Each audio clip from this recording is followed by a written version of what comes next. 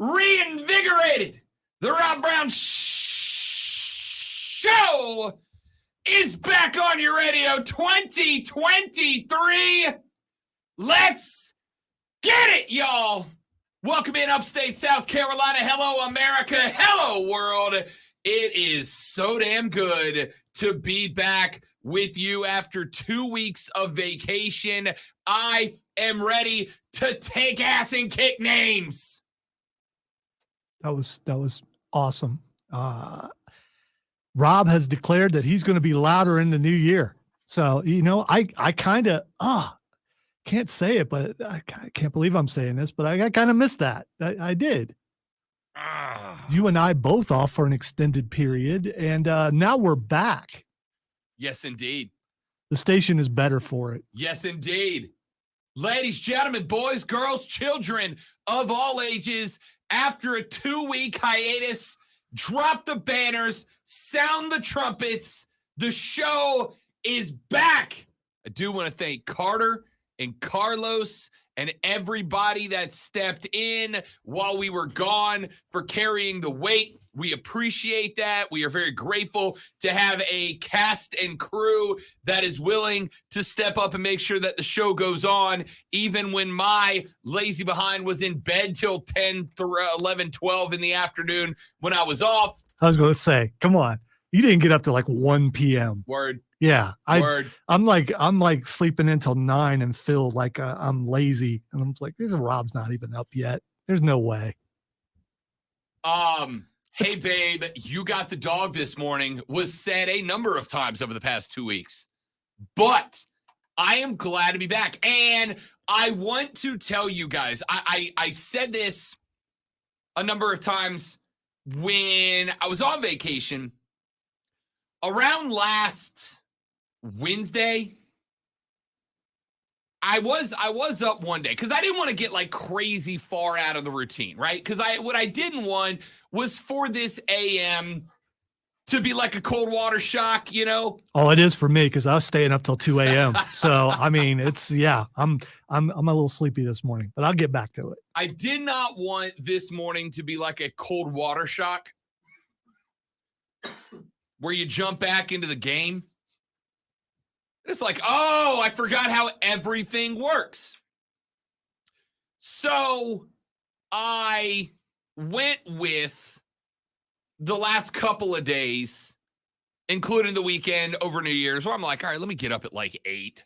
It's not as early as I normally get up, but it's early enough that it kind of feels like I'm still in the zone, I got up this morning at 5:30 a.m., which was a shock. I was up at 5:45, so you beat me by 15. Yep, up at 5:30. I was in here at 6:30 this morning because, and I am trying not to make this a base of meaningless platitudes. I'm trying to be sincere. I very much plan on this show this year being the best the show has been in my entire career. I plan on this show. I have taped to the bottom of my computer a new list of daily goals that I want to hit every year. Like, I really get tired. They're not affirmations, are No, they are not affirmations. Okay, there's nothing wrong with that. But if you need that, there's probably someone you probably need to talk to. There is. You know who it is? Snoop Dogg. Snoop Dogg has an affirmation rap that he's put out.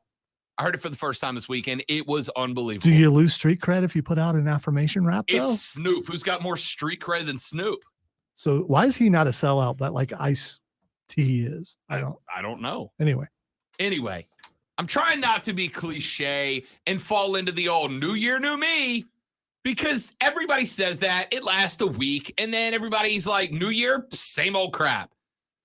But I genuinely looked at myself on New Year's Eve. I was like, you know what, dude? You didn't have a good enough year. All right? You just did. I just didn't. Honest evaluation of 2022, I didn't have a good enough year. I left a lot on the table. I shortchanged myself a little bit. I shortchanged you guys a lot. And I'm not doing that this year. I plan on this year being the best year of my career. I've got a new set of goals. I've got taped to my computer screen right now a set of daily goals, a set of monthly goals that I demand of myself to hit. I'm doing that. And I got in this morning and the little voicemail light was blinking on my phone. That doesn't happen very often. I don't get a lot of voicemails. The majority of y'all that reach out do so on email. So if I get a voicemail, it meant something special. Okay? So I got a voicemail that was left a handful of days ago when I was on vacation. And I thought, let's give it a listen. Because the possibilities are very short. The boss doesn't call my office phone. He calls me. Lonzo doesn't call the office phone. He calls me. Mark, Diesel, they all call me. The salespeople all have my personal cell. Nobody calls my office phone. Everybody who would need to get in touch with me has my clients have my cell phone number. Hell, I've made friends with a bunch of listeners that have my cell phone number. If you need me, you can call me. I've got stuff stacked on my phone. Don't tell anybody. So I was like, let me dig this voicemail, right? And I want you to hear the words of inspiration, of affirmation that were delivered to me to kick off 2023. Listen to and tell me why. If you're not inspired to be better by this voicemail, I want you to tell me why. So Rob Brown, how about just leaving town? Tender your resignation. You're not welcome here. You're clearly not local. You're a legend in your own mind. You talk about some ratings domination as if there's anybody matching up against you. Okay. You're not the dean of sports locally. Some Yahoo out there wearing a suit might say, well, look at the popularity. This guy's better than this guy. Just do the homework. Leave. Maybe take Lonzo with you so we don't have to tolerate both of you all a second longer. And I'm right. You sound like a school kid. Now, is your voice better than the one who comes on at 3:00 on 98.3? In this case, it does not matter because that person is firmly entrenched and will continue to sell ads. And constantly you hear his voice on advertising. And they don't even play testimonials. That should tell you, Rob, that you and offsides need to just pack it up, go with a package deal, ask ESPN to plant you somewhere in the middle of nowhere out in Big Ten country, or even go to North Carolina and be the voices of Wake Forest sports. Find a public relations department. Sports. That's how it ended. All right, so here's, you wanted to see if I pull the plug on that guy like I always do when he makes it on the air, but I let it because I had no idea what it was, and yeah, I recognized that voice. Again, he has no idea what he's talking about. But that's a voice of inspiration. No, that's a guy with too much time on his hands. But you got something planned. It's all I could do to not hit the gong. That's an old man reference. It's all I could do to not hit the gong. And yeah, the only thing that he stopped with is, now don't hang up on me, but he hung up on himself. Ladies and gentlemen, a legend in my own mind. Yeah, you're right, Keegan. By the way, I don't know if Rob mentioned this, but we're out of jail, so we're back on Facebook and Twitter and YouTube and Twitch, where we are getting comments right now. So check it out. Check us out. We are decked out in red today because we're seeing red again, apparently. So let me be abundantly clear, ladies and gentlemen. While I very much appreciate the offer to move to some undisclosed location in Big Ten country, I guess, where would that be? Would that be like, he said undisclosed? Yeah, no, he said like wide open. Where would that be in Big Ten country? I don't care. Is Montana Big Ten country? I don't think so. I don't think so either. We So have I'm to trying go to Ohio, right? No, yeah, but there's no. It's I don't know if you heard. I went back to Ohio and countryside was gone. If you heard the song anyway, so no, Ohio wouldn't work. I just don't know where in Big Ten country we'd have to go.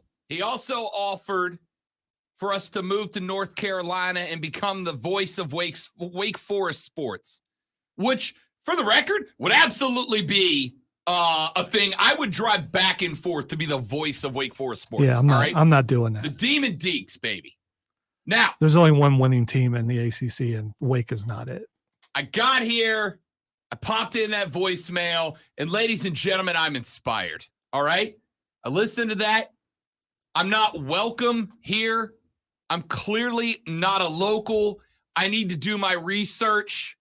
I need to read the room and recognize that I am not a welcome part of the sports community here in upstate South Carolina, which I got to tell you, in 2 months, actually 2 months from 2 days ago, when I hit my 3-year anniversary of being on the air here in Greenville and Spartanburg and upstate South Carolina, I will then ask, am I still welcome here, or was I ever? I am going to tell you that after listening to that voicemail, I am inspired, I am driven, and I will do better, because I apologize to all of you that I have intruded upon your sports culture here. I understand and recognize that I am not welcome here, that I am not welcome in your sports community. I would like to apologize to, for instance, the Greenville Triumph, who have invited me out to MC championship celebrations and in and outs to their season every year. I would like to apologize to the Greenville Swamp Rabbits, who have hired me to be their in-arena host and coordinator or assistant coordinator of entertainment for that team. I would like to apologize to the Furman Paladins, who have brought me out to MC Hoops Nights events, who have brought me out to football games to walk around and kind of play liaison. I'd like to apologize to them, because I have just been informed I'm not welcomed, as I'm not a local. So to all the teams that I have worked with and for, to all of you that have come up and said hello to me at different events, I apologize for not being part of your sports community. I will be better in 2023. And hopefully in a couple of weeks, when my 3-year anniversary here in the upstate hits, you'll all look and go, finally, Rob, finally, you've done the work to belong. All right. I think I deserve an apology for you not warning me that it was that guy. Because I don't want to hear that. That was too funny not to play. Yeah, and the other thing is, he got the shows mixed up, and he's talking about arbiters and everything. Everyone knows that that's the guy in the afternoon. That's not here. It's so bad. It's so bad, so bad that I've been subjected to that at the beginning of the new year, on the very first show of the new year. If he wants to call in, though, go ahead. No. See if you make it on the air. All right, ladies and gentlemen, jokes aside, sarcasm aside, I very much plan on taking this show to new heights this year. I very much plan on having the best year of my career this year, and I hope that you all will come along for the ride as we do that. Coming up on the radio broadcast today. Really quick, I just want because I haven't interrupted you yet, and now I've done it. I don't want, while I'm on the downslide, obviously, I don't want to bring you down with me, but I just want to say you and I actually had an anniversary recently, also 2 years. So I know you failed to mention that, and I get it. I get it. No idea when that I get it because I'm on the down while you're on the up, and we met in the middle, and I'll wave to you on my way out. That type of thing. You won't see me from atop your perch, but that's fine. I'll know you're up there somewhere. This show is not the show without the Zoe. You're coming with me. Stop it. Stop it. All right. I have plot armor. Coming up on the show today.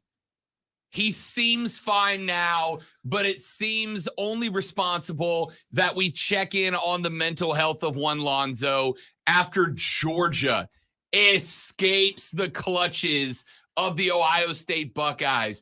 Everybody told the Buckeyes that they were going to get roasted by the Georgia Bulldogs. Didn't happen. In fact, Ohio State was a blown field goal away from winning that football game, and frankly, probably should have. We'll check in with a great one about the results of that game and TCU, Michigan. TCU punched Michigan in the face early. The Wolverines responded with a surge in the third quarter. TCU kept answering the challenge, kept answering the bell, kept putting up points. But the game ended with controversy. Was it a targeting? Should Michigan have gotten another chance? I said yes, but a listener hit me with a tweet literally minutes before we went onto the air that has me second guessing that. We'll read that. We'll check in with that coming up in a few minutes. And obviously, jokes aside, we will talk about what happened last night with Damar Hamlin, the safety from the Buffalo Bills, who went down, leading to, as far as I know, the first suspended NFL game due to injury, at least that I can remember. I can't remember it ever happening before, so we'll give you a heads up on what happened last night, new information from overnight, and we'll go on from there. Let's take a break. When we come back, we'll dive into that. We'll update you on the latest news from Damar Hamlin, and I want to talk a little bit about what happened last night and what it's going to mean moving forward in the National Football League. Hour number 2, all college football talk, all the bowl talk, and I've got a bunch of text from you guys coming in so far. We'll read a bunch of those in the next segment as well. My name is Rob Brown. He's the great Lonzo Reitzel, and you are listening to The Rob Brown Show 2023. It's all rise, baby, right here on the Fan Upstate.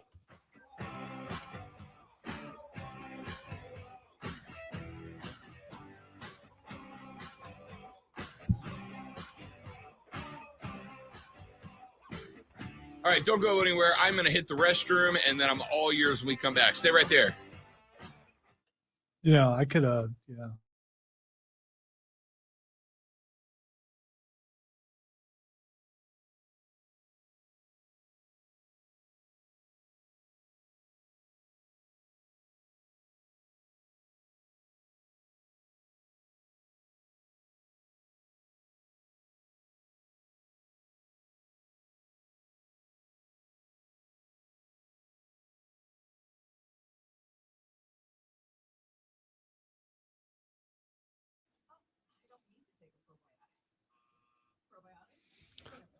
So apparently Rob forgot that I can also talk to the people, and he just decided, I mean, that's what it's going to be this year. To censor me? No. You could be right, Courtney. You could be right. No, I'm good. It's good to be back, by the way. Happy New Year to everybody. And like Rob, I got very bored somewhere in the middle of vacation. That's why this was, if you count Upstate Pulse being off, I was off 12 days off the air, and that's very unusual for me. And I tend to drive people crazy when I'm not here, which I, did a little bit. It didn't help that the weather was not good, so I couldn't really go outside too much. But we did have a little bit of, we had a lot of fun. If you watch the Upstate Pulse Christmas karaoke special, you got to see Rob play the trombone. It was excellent. It really was. It went over real well. And also, we went to the Pinball Museum. I don't know that I deserve the break, Luke, but I did enjoy my time off. I did, but I was ready to get back to work. But Rob and I and Chris Evans down the hall, as he's known here on this show, went to the Pinball Museum in Simpsonville and had a lot of blasts. It was so cool. I can't wait to talk about it Saturday because you go in and it smells like an arcade smelled like in the 80s. And it's not a bad smell. It's not. So it was really cool. I did forget how loud Rob was, though. Yeah, I bet it was, James. Cold sucks. That's the reason why we moved here to South Carolina, so we didn't have to deal with that kind of cold. And it was pretty chilly. It was. I will say this. You probably saw the pictures from the pinball museum. Rob gets just as mad playing pinball as he does anything. And that was pretty cool. But I got to see my son play pinball for the first time in his entire life, which, and get just as frustrated as Rob. It was pretty cool. It was. And there was good football while we were off and not so good football while we were off.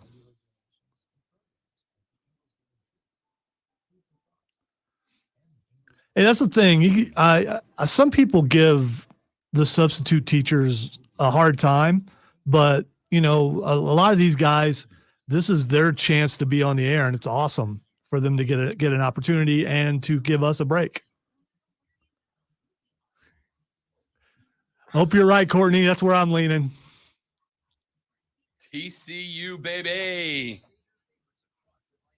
No, but I tell you what, Josh, all 80s music was playing. I don't know if Rob noticed that, but in the arcade, all 80s music was playing. So that took me back even further. And the first thing we did is I took Cameron over to play Tron because I had told him about the joystick on Tron and how and I couldn't get it. Yeah, neither could he. You know what? Neither could I because it had been like 40 years or something since I had actually played the game. But it still is pretty cool. I'll say this on the air, but Luke and to everybody else, man, if you see me in public, it may bother, it may or may not bother Courtney, but come up and say hi. Really, sincerely. Especially when he's eating. Yeah, I don't care. Come up and say hi. If you say, I don't know that I was in Lyman. I don't remember, but there's a very good chance that I mean, it's Lyman. I mean, you could be through there and not even know. I was doing a bunch of stuff last week all over the place. So, but yeah, man, if it's me, please come back. And that way, if you do that and it's not me, you're just going to confuse some random stranger, but you can use that opportunity to spread awareness about the show. Just yell Rob really loud. And if he turns around, you know it was him. Yeah.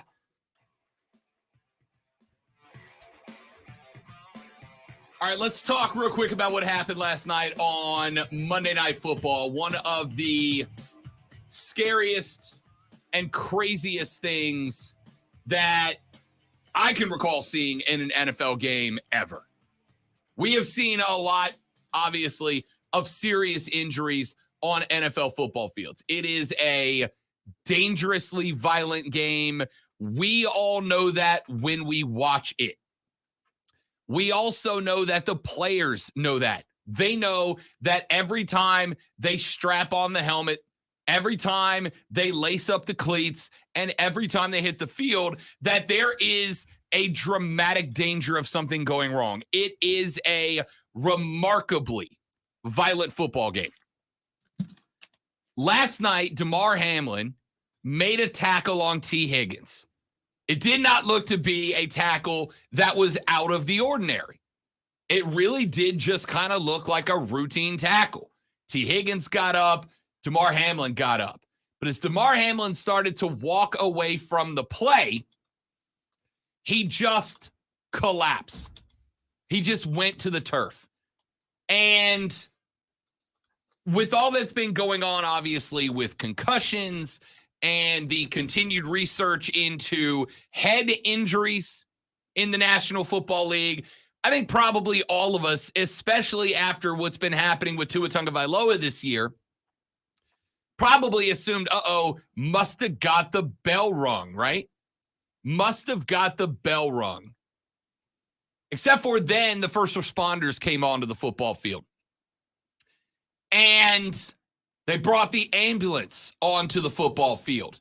And they put Damar onto a stretcher, onto a backboard. Now, again, we've all seen that happen before, right? We've all seen them take the face mask off the helmet, but leave the helmet on.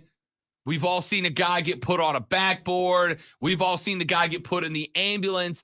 But ordinarily, they bring out the little golf cart first, right? They drove the ambulance onto the field. It was a terrifying moment. And then it went from okay, this is an injury to, this is a serious injury to, this, whatever the hell this is probably the scariest moment I've ever seen on an NFL football field. We have seen guys get stone cold knocked out, but it's mostly followed by that moment where they get the dude on the backboard, the face mask is off of the lid, they put him on the golf cart, and you either get the thumbs up from the player, like, hey, I'm good, or you get the other players coming up and giving him a tap on the chest, and they get him off the field. It's not what happened last night. Damar Hamlin, was down on the field for 5 minutes, then 7 minutes, then 10 minutes. And Joe Buck and Troy Aikman were doing the best they could, but they tossed the break like 4 times in 10 minutes, right? Because, and Joe Buck, I think, said the exact right thing, which is there is nothing to say here, right? There's nothing to say here. You don't want to be talking about conference standings. Well, a guy's on the field and you've got reporters reporting from the sideline that they're doing CPR on him. CPR is done for one reason, and that one reason is your heart is stopped. That's the reason for CPR. Your heart stopped for whatever reason, which means that you now know that there are 105 NFL players gathered in a huge circle watching one of their brethren receive treatment for a stopped heart on the football field in front of them. I had a conversation last night with a cousin who is a licensed physician down in Louisiana. And she said that when it comes to cardiac events, that statistically speaking, the person is much more likely to pull through successfully if the treatment is given on the spot where it happened without delay. That is to say, in her estimation, the reason all of that was done on the field in front of 105 other dressed football players, in front of coaches, and in front of a stadium full of fans, as opposed to getting him in the ambulance and getting him out of the public view, was the more you move that guy in a cardiac incident, the more likely that it will get worse. The best chance he has is to treat a cardiac issue on the spot where it's happened. Now, I'm not a doctor. I didn't go to med school, but I talked to someone who did and who has done this kind of stuff before. She told me the best chance that Damar Hamlin had to come back from a stopped heart was to receive treatment right there on the field. But of course, what that means is, as mentioned, you're doing it in front of all of his teammates. You're doing it in front of the other team. You're doing it from the coaches. You're doing it in front of the fans. You're doing it in front of the television cameras. You know, the other thing to keep in mind, I was thinking about this last night, is if this is going to happen to anybody, which it happens to a lot of people, it happened in the right place where there were people right there. If this happens at home, he probably doesn't make it. But because it happened where it did, and those, you know, you have all the medical people there to jump in and take care of the situation, that saved his life. If he was at home, he probably wouldn't have made it. Yeah. Yeah. Now, there's about 4, 5, 6 different conversational offshoots. Don't get it to be had here. Don't get his band again. Yeah, no. Okay. And by the way, what Zoe means for that is I've got a clip from Ryan Clark I'm going to play here. To those of you that are on the stream, unfortunately, moving forward, when we play clips, we will have to take those clips out of the stream because another copyright strike probably kills the stream. I think we got our second right before Christmas break. So if you're on the stream and we go to a quote, you're just going to hear silence for a second. I apologize for that, but I cannot get the show banned from the stream. Anyway, There's a couple of conversations that are going to be had today. Number one, the NFL's response. And we have got a really interesting situation developing. Joe Buck said on the broadcast that the NFL told the teams after Damar Hamlin was loaded into an ambulance, taken off the field, they went and got his mom so she could get in the ambulance and ride with him to the hospital, that the teams were going to be given a 5-minute warm-up period and they were going to restart the game. Did you believe that? When you heard that, did you believe that? Because No. I did not either. No, let me rephrase that. Did I believe it was something the NFL would say? Yes. Do I believe that there was absolutely a front office decision by the NFL saying, okay, 5 minutes and we're restarting this game? Yes. Monday Night Football is the most watched television show in America. There are tens of millions of dollars in play around every single Monday Night Football game. Of course, the NFL wanted the show to go on because of the dollar bills, y'all. And my wife and I were having a discussion. I'm like, they're not going to make the Vince McMahon mistake. They're not going to do that. Yeah. For those of you that don't know what we're talking about, a number of years ago, right before a pay-per-view, very well-known professional wrestler Owen Hart was scheduled to do a gimmick where he was going to zip line down from the roof of a stadium to the wrestling ring. The zip line broke. Owen Hart fell to his death. If I recall correctly, his heart stopped ringside. They could not resuscitate Owen Hart. He died. And then Vince just went on with the show. Now, I am going to give, and listen, I'm down to take down Roger in the NFL as often as necessary, but I'm going to give a little bit of grace here because let's be honest, we've never seen anything like this before, and neither has the NFL. This is the type of event that creates protocols. There's no protocol for this because it's never happened before. So the NFL could not know, I don't think, just how much of a mental impact this event was going to have on these players. I don't love the way the NFL handled it, but at the same time, like I said, I'll have a little grace, a little forgiveness for the NFL because this has never happened in a way that anybody's had to respond to it before. So it makes sense that they wouldn't know how to respond to it before. So they get a little leeway. I hate that we are in a position that we have to hand out flowers for people doing the common sense bare minimum. But the head coaches of these two teams, when this moment happened, and you saw the reaction to the players, they went over to Josh Allen at one point, and Josh Allen had his hands covering his mouth. His eyes were red. He very clearly was not in a spot where he was just going to turn around and play a football game. They showed a bunch of players physically crying, tears coming out of the eyes, crying. These guys were not in a position to play the football game. So when the rumor came out that the NFL said, yo, 5 minutes and get back out there, did I believe it? No, Lonzo, in that it was unbelievable. But do I believe it's something the NFL would have said? Now, the interesting development here is going to be that Troy Vincent, who is the NFL executive vice president, came out and said the NFL, quote, never informed the teams they had 5 minutes to warm up, end quote.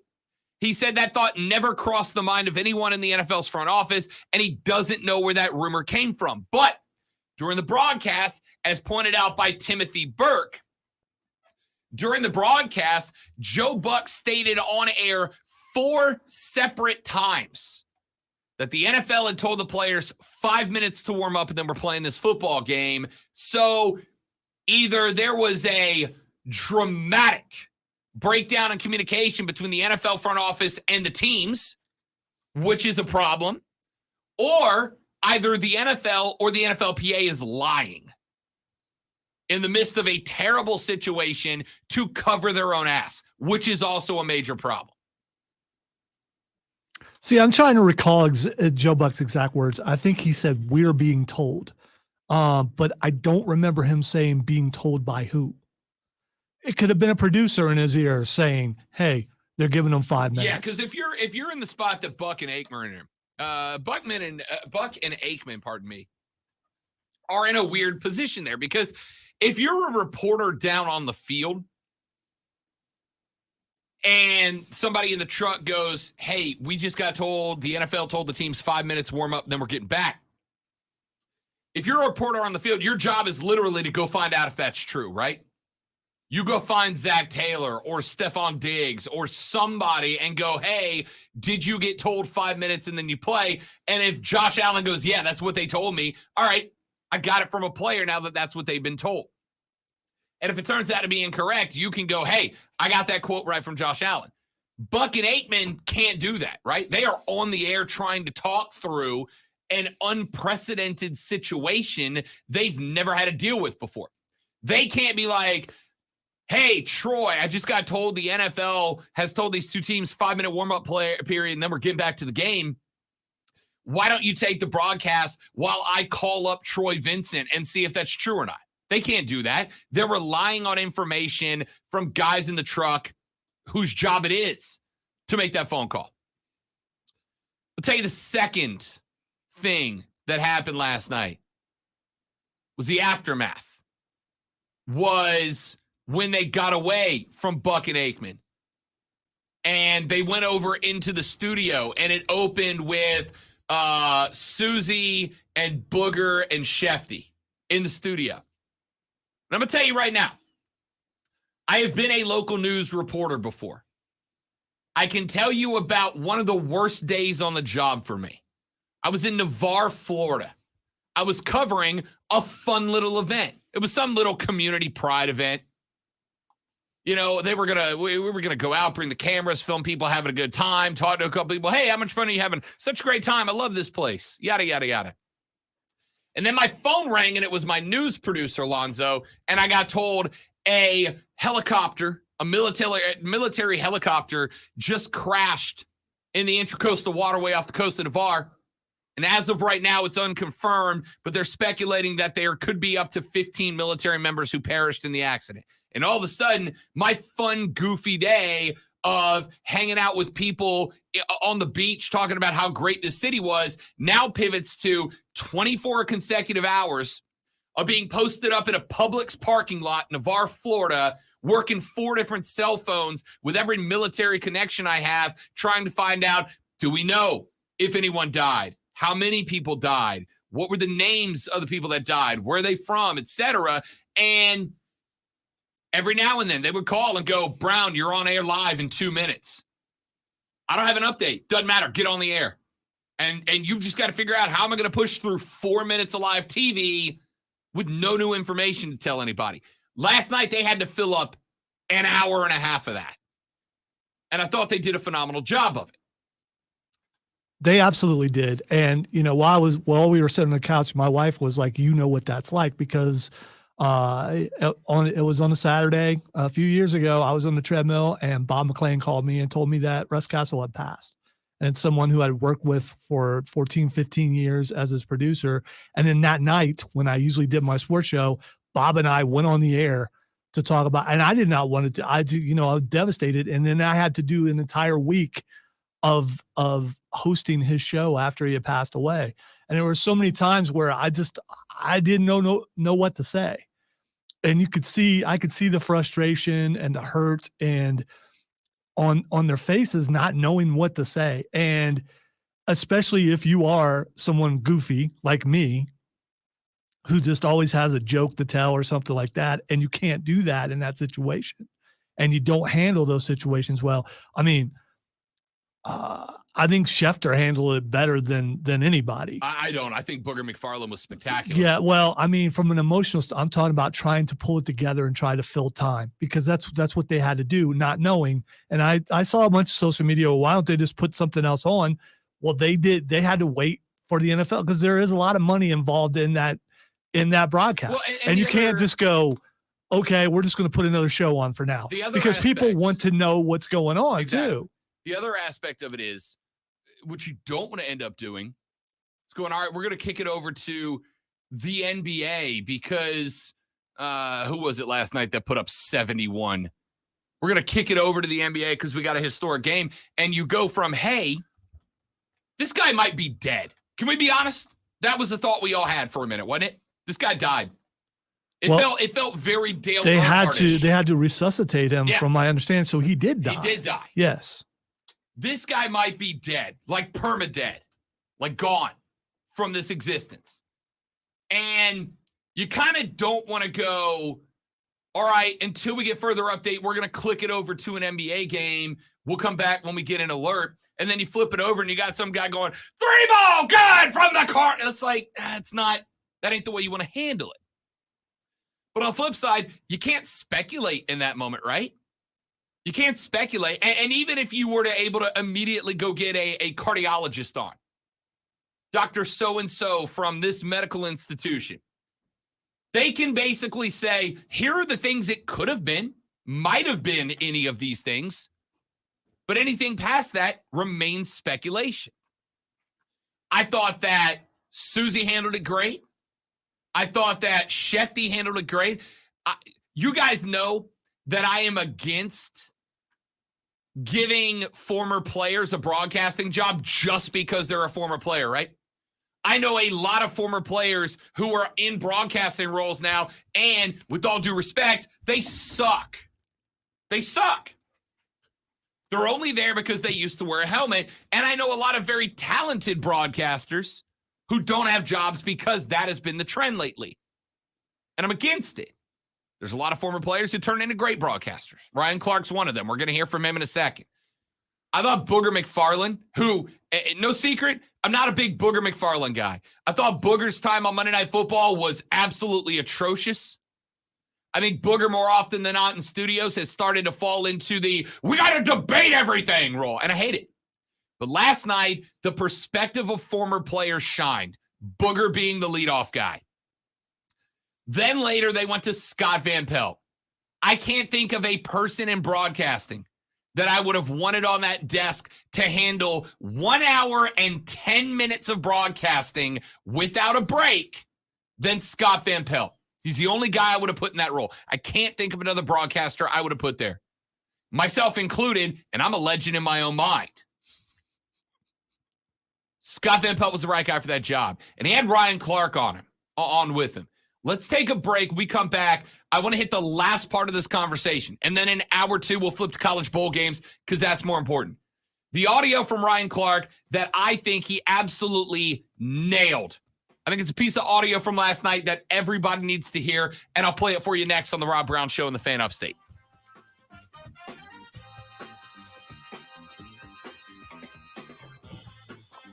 There's something on the phone line that we don't answer, but I saw Homeland and the next letter was S. Like, we can call from Homeland Security. Like, okay.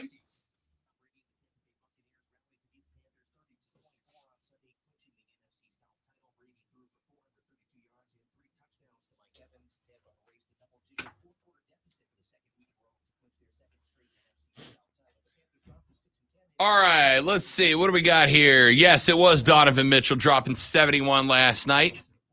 Was remarkable. I actually didn't get to watch the game, but I will be going back to do that because the dude was spectacular. Skip handled it exactly how we expected. Yeah, Skip Bayless is a garbage human being. Okay, he's just a bad person. Even if he's playing a character, he's a bad person, right? Because that's the defense I have heard so many times of dudes in the media when they have bad takes, right? Is, oh, you got to remember he's just playing a character. And even at some extent, I think most of y'all that know me personally know that for the most part on the air, I am who I am, right? You're going to get the same Rob Brown at a bar that you're going to get on the air. Maybe an exaggerated version of it, which is technically playing a character. I have drawn a correlation so many times between this industry, this business, and professional wrestling. It's all entertainment, right? And playing a character for the sake of entertainment is fine. I got no problem with it. but there are situations where you got to put kayfabe away. There are situations where entertaining via characters is not the right decision. And one of two things happened last night. Either Skip carried kayfabe too far into a terrible spot, or Skip's just a terrible human being. I lean the former, because even if he was doing that in character, right? Even if he was looking and he said, okay, 85-90% of social media is calling for this game to be canceled, and my whole character's premise is to always take the contrarian point of view, that's a bad time to take it, right? It's a bad time to take it. If somebody punched a puppy on live TV, even if you're a character, even the worst bad guys aren't going to come on and go, actually, I'm for puppy punching, right? That's a bad take. It's a wrong time. It's the wrong place. And that's just what that guy does. So even if he was playing a character, you're a bad person for playing that character in that moment. What happens? Will they play this game, or what happens with this? We don't know, Kevin. We don't know. I think the NFL is probably having an emergency meeting or 22 in their offices today. I don't know is the answer. And we'll expand on that just a little bit when we play that Ryan Clark audio. But as was pointed out a number of times yesterday, you saw the reaction on the face of Josh Allen and Stephon Diggs and some of these other guys. That's not something that they're going to wake up today and just be okay, right? You're not going to see that. You're not going to have that kind of trauma and wake up today and just be ready to go play football again. So I don't know if I don't know is the answer. I don't know if you have them played on Thursday and then you take both of their Sunday games and push them back to next Tuesday. I don't know what you do. But I know the right call last night was to suspend that game, to hit the pause button on that game and figure it out later. There are some times when it's okay to go, I don't know what the plan is for the future, but right now the correct moment is the correct thing to do is to stop. And that's what they did last night. And I absolutely think that was the correct call. I really do.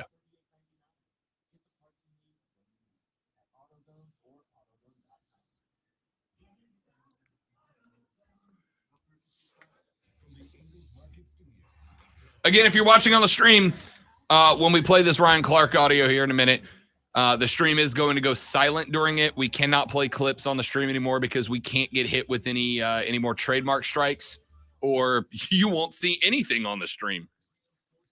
I'm going to jump right to this Ryan Clark audio because it's about 2 minutes, but I think it's a very important 2 minutes. Ryan Clark was on with Scott Van Pelt an hour and 10 minutes after the DeMar Hamlin issue yesterday evening. And I think of all of, I honestly, I think tremendous presentation by ESPN last night. I thought Ryan Clark's 2 minutes were probably the 2 minutes that are most important to hear, especially for the folks that were clamoring to just get back to the game. Just play the game. I'm here to be entertained. Just get back to the game. Ryan Clark's 2 minutes, I think, were the most important 2 minutes of television last night. Here is Ryan Clark on his take after the incident last night.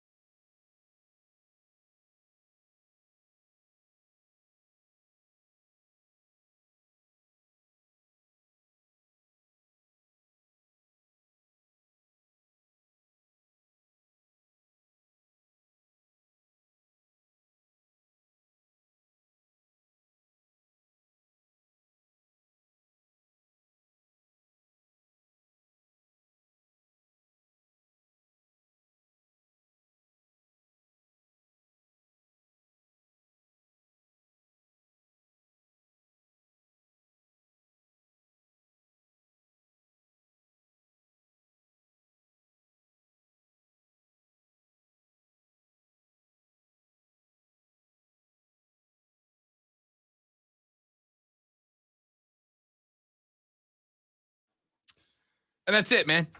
That's it. I'll end the sadness of this hour, the shock of this hour before we have a little fun in hour number 2 by saying,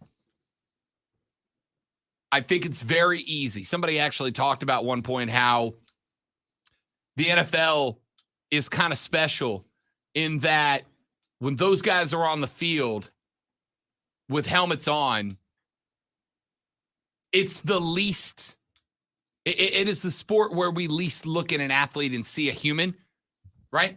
Because what you see a helmet, you see a jersey, you see pants. Everybody looks the same for the most part. Different sizes, different shapes, different builds.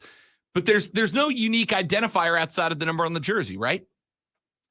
You see Alvin Kamara walking around in real life. You see the dreads and the nose ring and the earrings, and he's just that's Alvin Kamara, a human being. When players are on the football field with the helmets on, I think we tend to dehumanize them. They're just a player. And I think we forget that not only are these guys human beings, but a lot of them are freaking kids. You know? At 24, I'd have told you I was a grown-ass man. At 38, I look back at 24-year-old Rob and go, nah, he was just a young idiot. Now I'm an old idiot. But he was a young idiot and not much more, right? I think that last night served as a grim but effective reminder that these people are human beings who are doing something ridiculously dangerous. And if we really want to get down to the core of the reason why, they are doing it for our entertainment. They are doing it for our entertainment, and that's it. Granted, they're getting paid a lot of money to entertain us, but for our entertainment. Damar Hamlin, from what we understand, suffered cardiac arrest after that hit. His heartbeat was restored on the field, taken to the University of Cincinnati Medical Center. He is currently sedated and listed in critical but stable condition. Look, man, we're sending all the vibes we can get his direction. And the direction of every player who suits up on Thursdays, on Fridays, on Saturdays, on Sundays, on Mondays. Tough spot. Good reminder that these are human beings. Let's take a break. When we come back, hour number 2, we check in on Lonzo after Ohio State fell to Georgia in the playoffs. Talk TCU, Michigan, and we still got to break down the TaxSlayer.com Gator Bowl and the Orange Bowl for South Carolina and Clemson as well. That's all in hour number 2 of the Rob Brown Show on the Fan Upstate.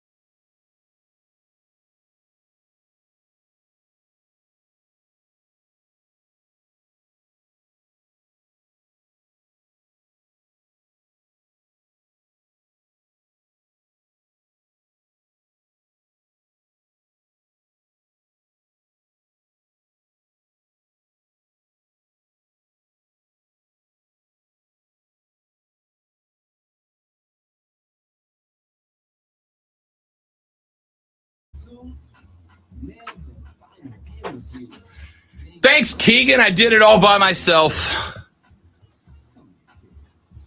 I kind of like. I feel like I can't tell. Do we like that beard logo more?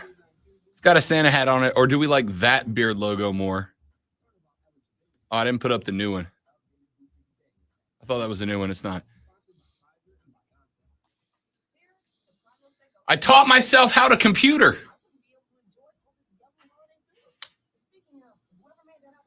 I had my first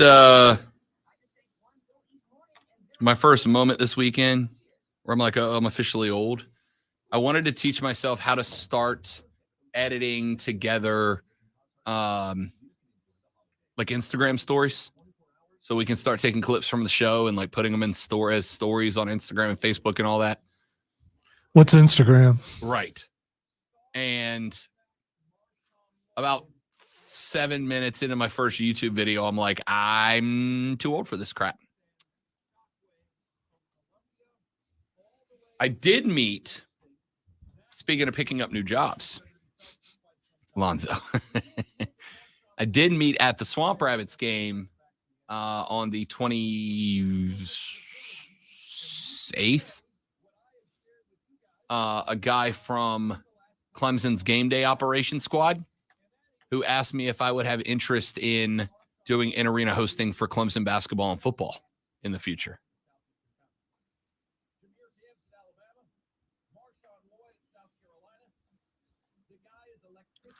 Just chop it up in DaVinci Resolve. You got this. I don't know what DaVinci Resolve is, Keegan. I also don't know how that new job will go over at home. I'm just saying. Oh, she's not a fan? Yeah. Just saying. She said there better be like 3 zeros on a per game paycheck for that. Yeah, it's got to be a lot of money involved there.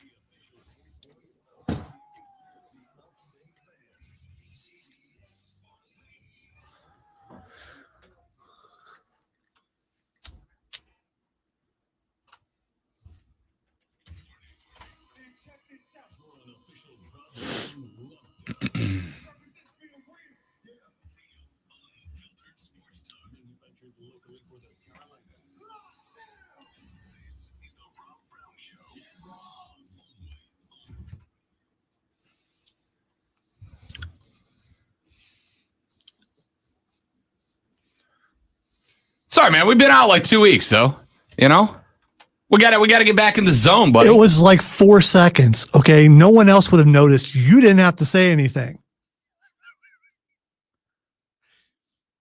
Gotta get back in the zone. I'm off today too. You got to knock the ring rust off, man. There's gonna be a botch or two in the first match back after a long break. So I forgot to put the intro in again. Speaking of long break, your girl Charlotte's back. Stinking bus driver and the champ. And the champ again, yeah. Can't wait for Fight Club on Thursday. Is it a small bus or a large bus you just ran over me on? I didn't know such thing. Nobody noticed but me and you. And probably the boss because he notices everything. Hour number 2 of the Rob Brown Show gets going out. Last thing I'm going to say about that. For all of the things that happened last night after Damar Hamlin went down, I was quite frustrated on Twitter because there was a lot of speculation from a lot of different people about what happened. Not the time, not the place. And not the time, not the place. And I don't care what your speculation was. I saw people throwing around, it could be this cardiac disease or that cardiac reaction, or it was this or it was that. Not the time, not the place. And I got a little frustrated But then I started watching the GoFundMe that had put up for Damar Hamlin's charity organization, an organization which raises money for underprivileged children in Pittsburgh, where he's from. It had a starting goal of $2,500. He wanted to raise $2,500 for his charity. This AM, over $3 million in donations to Damar Hamlin's charity. Somebody get on the cesspool that is Twitter, and you see people acting a fool, acting ridiculous. Just remember that for every clown out there who decided to become Dr. Twitter MD last night, for every that one host you all know whose name I will not say on this show, there's 100 people that went to Damar's GoFundMe and donated money for his charity in his name.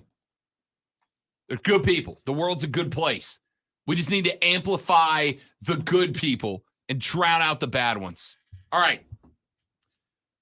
Let's get on to college football, shall we? Let's talk a little college football. Before I ask Zoe how he's doing, just to spark the conversation and let him get into his routine before he's going to answer for Ohio State. Let me ask him, and let me ask all of you this. Zoe, scratch that. Let me make a statement and then get the response. Lonzo, easily, far and away, without question, indisputably, the best day of college playoff football we've ever seen, right? Between those two games? I didn't like the result in one of them, but yes, very entertaining games. For the first time in the 4-team playoff, we actually had intrigue. We had good games. We weren't certain of the outcomes. Yeah, I loved it. Let me start with this. I was over in Charleston for the flip-flop drop on Folly Beach. Now Folly Beach gonna jump in the water.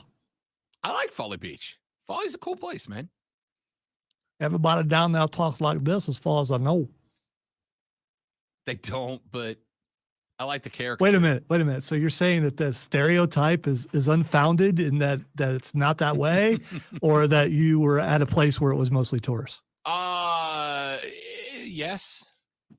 No, both. I don't know. Here's what I do know. We were in downtown Folly Beach for the flip-flop drop. And we were you're going to keep saying that, and you're not going to and you haven't explained what it is. Instead of a ball, they drop a big-ass pair of flip-flops. Okay. That's literally it. I didn't know that. Well, I assumed that was going to be obvious. No. Okay. And even if it were obvious to me, it's not obvious to everybody listening. And I mean, Fair enough. So they do the how big are the flip flip-flops? They're big. I mean, okay. That big. Like a Rob could lay down in the flip-flop? Yeah. Okay. Yeah, like you could put them down on the beach and lay on them. But big flip-flops. They hang them off the top of a fire ladder truck, a fire truck. So we're out there for the flip-flop drop. And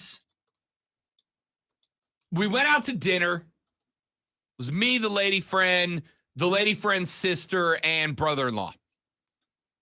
We went out to dinner, got a little pizza, and watched TCU Michigan.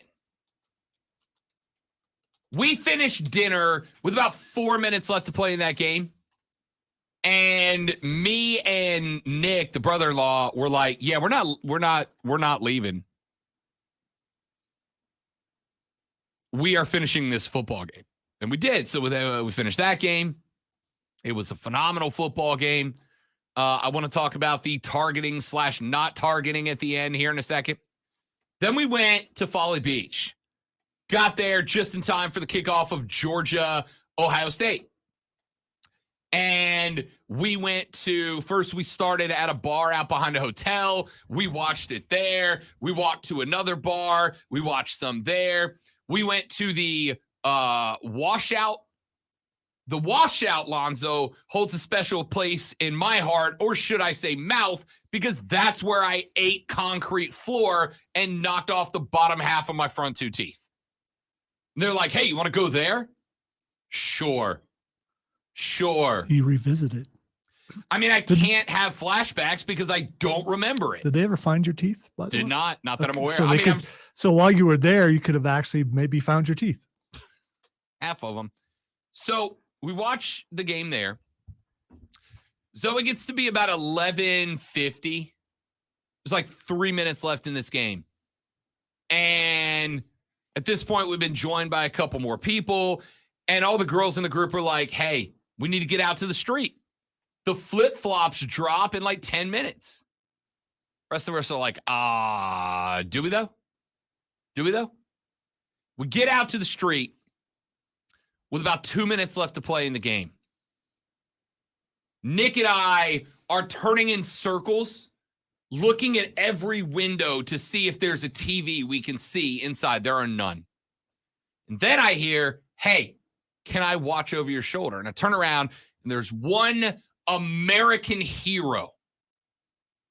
The man materialized out of thin air with his phone, Lonzo, and he hoisted it in the air. He's got the game on. And it turns into, with about 120 seconds until the flip-flops drop and the new year gets rung in, Ohio State's got the ball, down 1 point. There are, and I can't exaggerate this, roughly 30 of us that have all gathered into a small semicircle behind our one protagonist, holding his phone above his head like so the rest of us can watch the game. And then the rumors start coming out. Georgia scored. Georgia's up 1. They got the XP. Georgia's up 1. And then more phones start going up. And then more phones start going up. I'm watching over one guy's shoulder. Nick's watching over another guy's shoulder. And about every 10 feet, you see somebody holding a cell phone up in the air. Not taking pictures of the flip-flops, watching the game. And then, 60 seconds left. The DJ, who, by the way, I love this, Lonzo. About 10:30, a DJ fires up in the middle of the road for the New Year's Eve party on Folly Beach. And I'm not kidding. This is what I heard. Welcome out to Folly Beach. It was Lonzo's character. Welcome out to Folly Beach, everybody. Happy New Year. We're going to dance and party all the way till midnight. And then, what high energy dance anthem does he play to get the crowd hype with an hour and a half until the new year, Lonzo? Sitting in the evening sun, I'll be sitting when the Dude, Dock of the Bay by Otis Redding. Watching the ships roll in, then I'll watch them roll away. All right. Again. And I'm like, oh yeah, now we're hyping the streets. You, as a hater of karaoke, were there a lot of people singing along with that song? No, everybody was like, all right. How can you hear that song and not sing along? You just sang it on the radio in front of thousands of people. I'm saying you closed off Main Street to have a street party for New Year's Eve, and your DJ broke open the party with Dock of the Bay? Correct me if I'm wrong, because apparently I was wrong on the stereotype earlier, but isn't that where like a lot of older people go to see the flip-flops drop? So wasn't the target demo represented by that song? It was not a sitting on the Dock of the Bay crowd. All right. That's not what I asked. I asked if the target demo was represented. Let's get everybody excited for the new year. Boom, ticka bum bum bum bum. All right.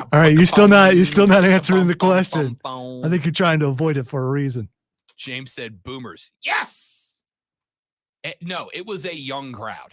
I mean, maybe that's the target demo for Folly Beach, but it was a street party at 11:50 crowd.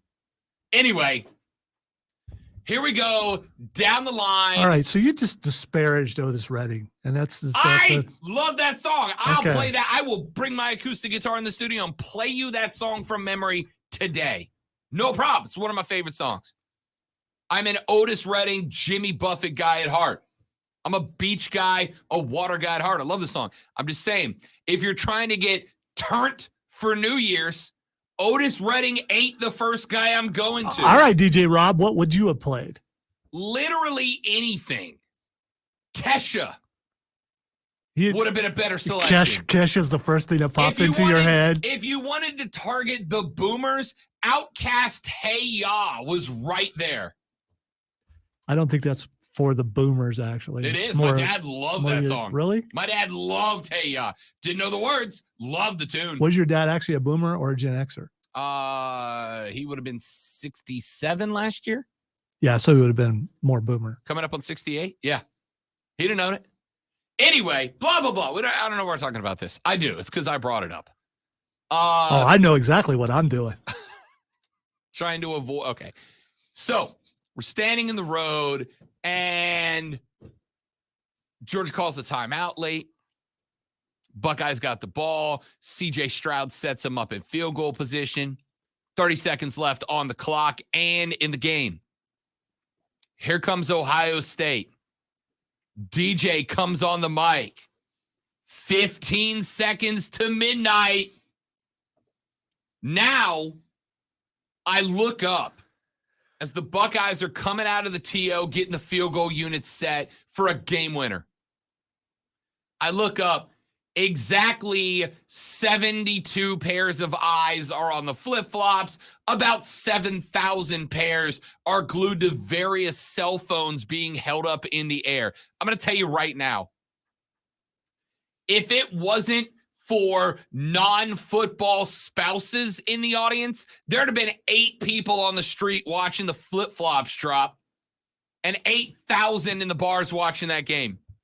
10, 9, 8, 7, 6. I look up, the flip-flops have almost dropped, and I'm like, don't care, back to the cell phone.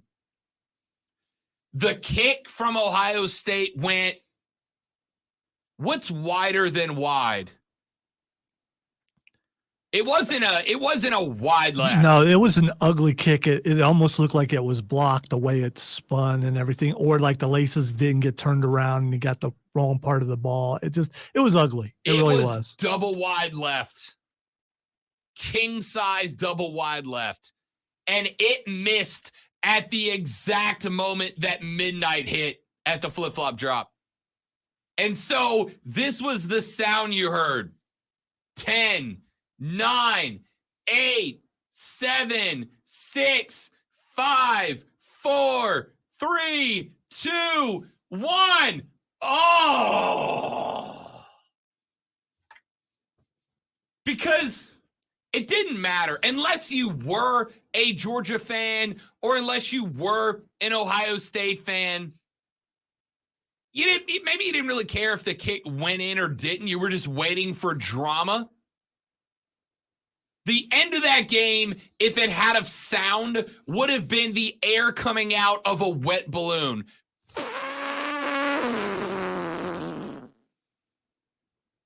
So my question is, Lonzo, how you doing, buddy?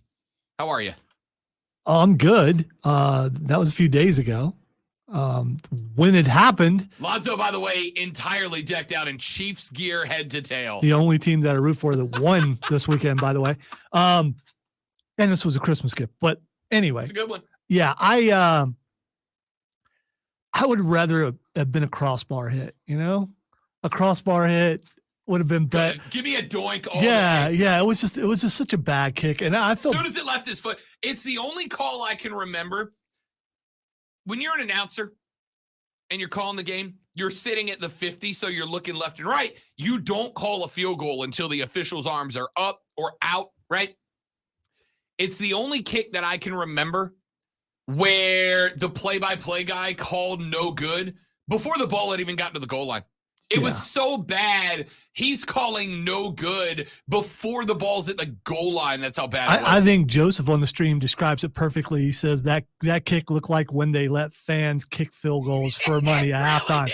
That's what it looked like. It did. It looked like that. The guys say, "Oh, I can do this," and they go out there and they try to kick the ball, and that's what it looked like. And again, I felt bad for the kid. I'm not one of those, "I can't believe he missed that kick. Kick him out of school. Make sure he leaves the state," because there are those people out there. And that's just what a game it was. It was a really good game. Ohio State was given no chance, not just by the media in general. They would talk about TCU. They'd talk about Michigan. They'd talk about Georgia. Never talked about Ohio State. And they forgot that that's one of the best quarterbacks in college football today out there. CJ Stroud is the #1 overall pick in the National Football League draft of 2023. That game cemented. And all I could think of, and I mentioned this to my wife as we're watching, just imagine him playing for the Panthers. I know it's not going to happen, but imagine him playing for the Panthers. And that team overall, if Ohio State was at full strength, and again, I'm not going to use that as an excuse, but if they had a running game, it's a different game. And they didn't, because their #1 running back was out. The other guy who was supposed to play couldn't play. So it was all CJ Stroud. And Ohio State has a problem, and they've had a problem for a couple of years now, and it's defense. There's got to be another Bosa brother out there somewhere. I mean, find a Bosa brother, get him on the team, and things will change a little bit. But, you go from the emotions, we're going to win this. We're going to win this. Oh, no. They just took the lead. We got time. And Stroud did some Mahomes things out there. He did. And it's like, okay, we're in field goal range. We got this. And then, that happened. And it was that's not how you want to start off the new year. And that's exactly how we started off the new year. But Ohio State will be back. No idea, if they're going to be as good next year, but they're usually pretty good. But good news is they can't lose to Michigan in the finals. Well, there's that. But they also can't beat Michigan in the finals because Michigan didn't make the final.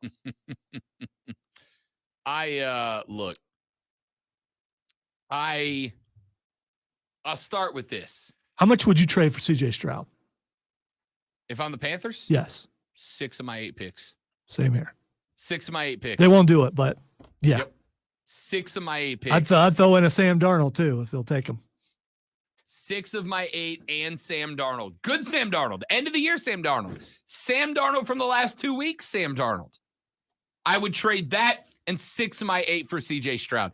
I have not called an NFL draft pick lock since Lamar Jackson.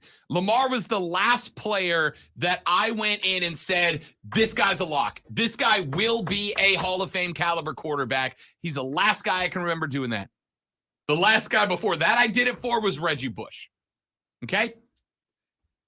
I'm going to go back and watch. See, I thought that was going to be Andrew Luck when Andrew Luck came out. I think a lot of people thought that too. Didn't call for Andrew Luck. The last 2 guys I called to go, this is a surefire lock Hall of Famer, were Lamar Jackson and Reggie Bush. 1 for 2. I'm not quite ready to say I'm calling lock on CJ Stroud, but I'm knocking on that door, Jack. I'm going to go back and rewatch that game. I'm going to go back and watch the Ohio State-Michigan game again from the regular season. A couple of other Ohio State close games earlier in the year. But I'm very, very close to calling CJ Stroud an absolute lock at the next level. Here's the one other thing that kind of got into this that Ryan Day is going to be asked questions about. Ohio State, my understanding, though you might know better than me, although you don't believe kickers are people worthy of respect, so we'll see. Noah Ruggles was a young man who stepped in at senior and didn't miss that kick. It was worse than that. And I don't know if the ball was tilted too far left or the laces were turned in or what. It was just a bad kick. Ohio State rotated through place kickers this year a couple of times. If I recall, Noah's only been the kicker for like 3 games leading up to that one. And specifically was brought in to be the long kick kicker and nothing else. The long field goal kicker and nothing else. So a little strategy, a little tactical change may have backfired on Ryan Day in that one. Let's take a break. When we come back, Rob Brown will do his heel turn for the day. Why? Because 2 weeks ago, maybe longer, Rob Brown told Lonzo and all of you that TCU belonged, that Max Duggan should have won the Heisman Trophy, that Sonny Dykes was the coach of the year, and that TCU was going to shock some of y'all in this college football semifinal. Damn right. I was right. We'll talk about TCU's win over Michigan. Then we'll spend some time breaking down the South Carolina Gator Bowl performance, the Clemson Orange Bowl performance, and more as the Rob Brown Show rolls on. This is the Fan Upstate.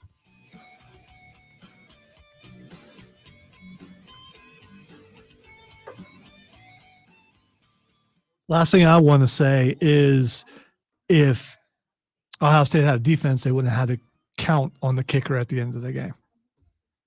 Jack, we talked a little bit about it late last hour, but we'll bring it up again in the next hour. So make sure you stick around, and we will absolutely do that.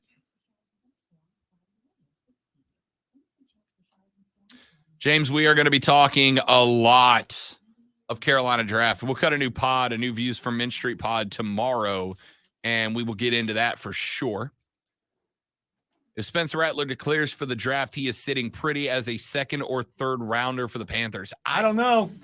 I'm not even sure he gets drafted, but, Oh, he'll get drafted. I think he needed another year.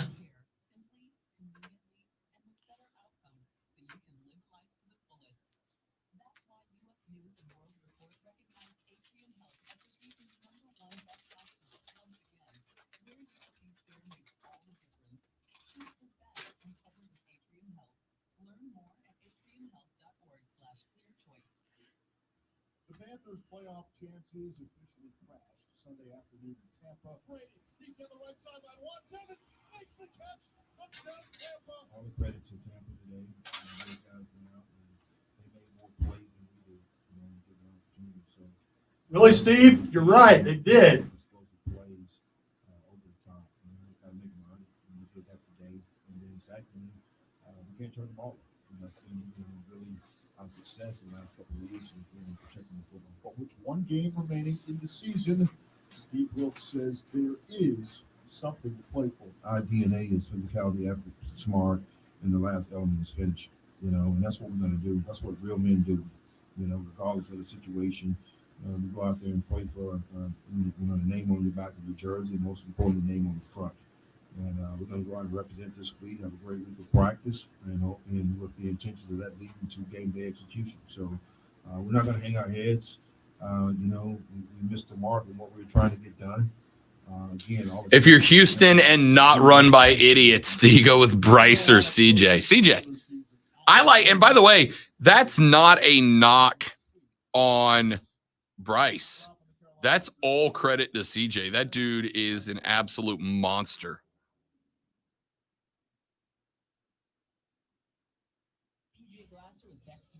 After starting the season 3-2 with 2 losses to Illinois and Baylor, the UCLA Bruins have enrolled.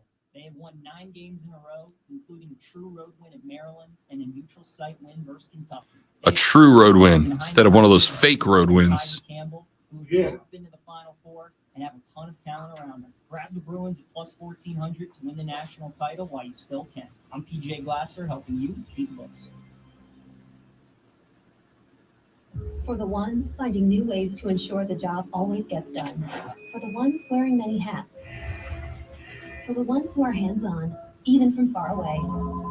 And the ones keeping business moving forward. We are Grainger, offering professional-grade industrial supplies, plus real-time product availability and access to experts ready to answer your toughest questions. Call, clickgrainger.com, or just stop by. Grainger, for the ones. A sinking foundation can cause you to make quick decisions that could be wrong. Travis Benson, owner of C&T Foundations. Many of our clients come to us after a bad experience with another company.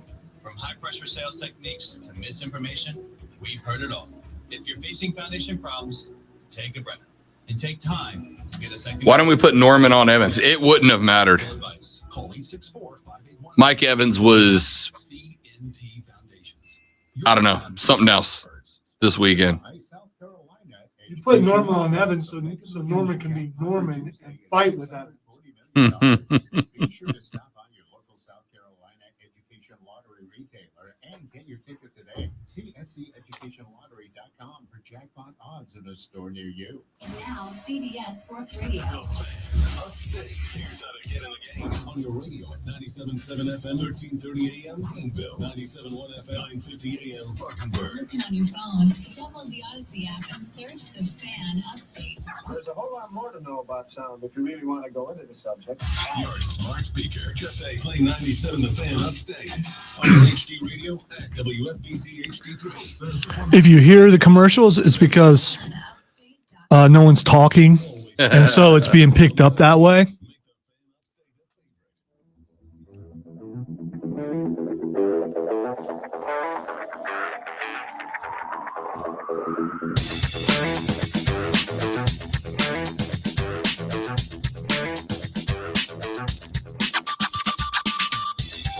The Rob Brown Show rolls on. This is the Fan Upstate. I am Rob Brown, the great one. Lonzo Reitzel on the other side of the metaphorical glass today. If you'd like to be a part of the program, do it now. 844-FAN phone, 844-326-3663. Can also text us on the preferred home services text line at 71307. 71307. Start your text with FAN, F-A-N, FAN, F-A-N. We'll read them on the air. A couple of texts that have come in. Rob, TCU, that is a speed-laden team, much like all the SEC teams, and they outpaced a slow Big Ten Michigan team. I mean, yeah, but Ohio State went toe-to-toe with Georgia, the best team in the SEC the whole time. Again, transitive property of football doesn't work, but that slow Big Ten runner-up took the SEC champ to the wire. Yeah, and I think people are still stuck on how things used to be in the Big Ten. It's not. I mean, still a couple teams like that, but for the most part, everybody is up to speed as much as they can with the way offenses are today.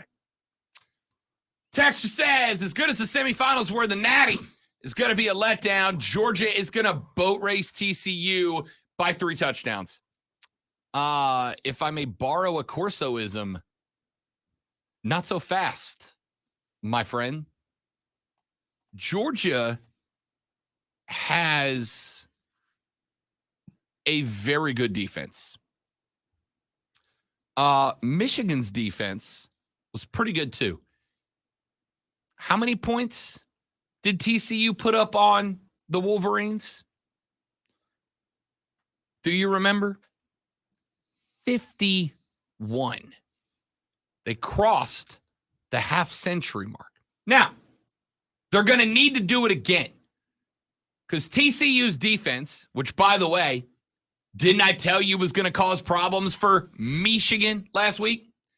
Didn't I tell you that TCU spending a lot of time in a 3-3 formation up front and bringing up extra DBs from different spots might create an issue for J.J. McCarthy, who's been pretty good with securing the football this year? And all TCU did was pick 6 J.J. not once but twice, which made that football game. Stet Bennett spent some time running for his life in that game against the Ohio State defense. Again, TCU's team is not as talented as Ohio State on paper, but it is not the talent of TCU that kept them alive against Michigan.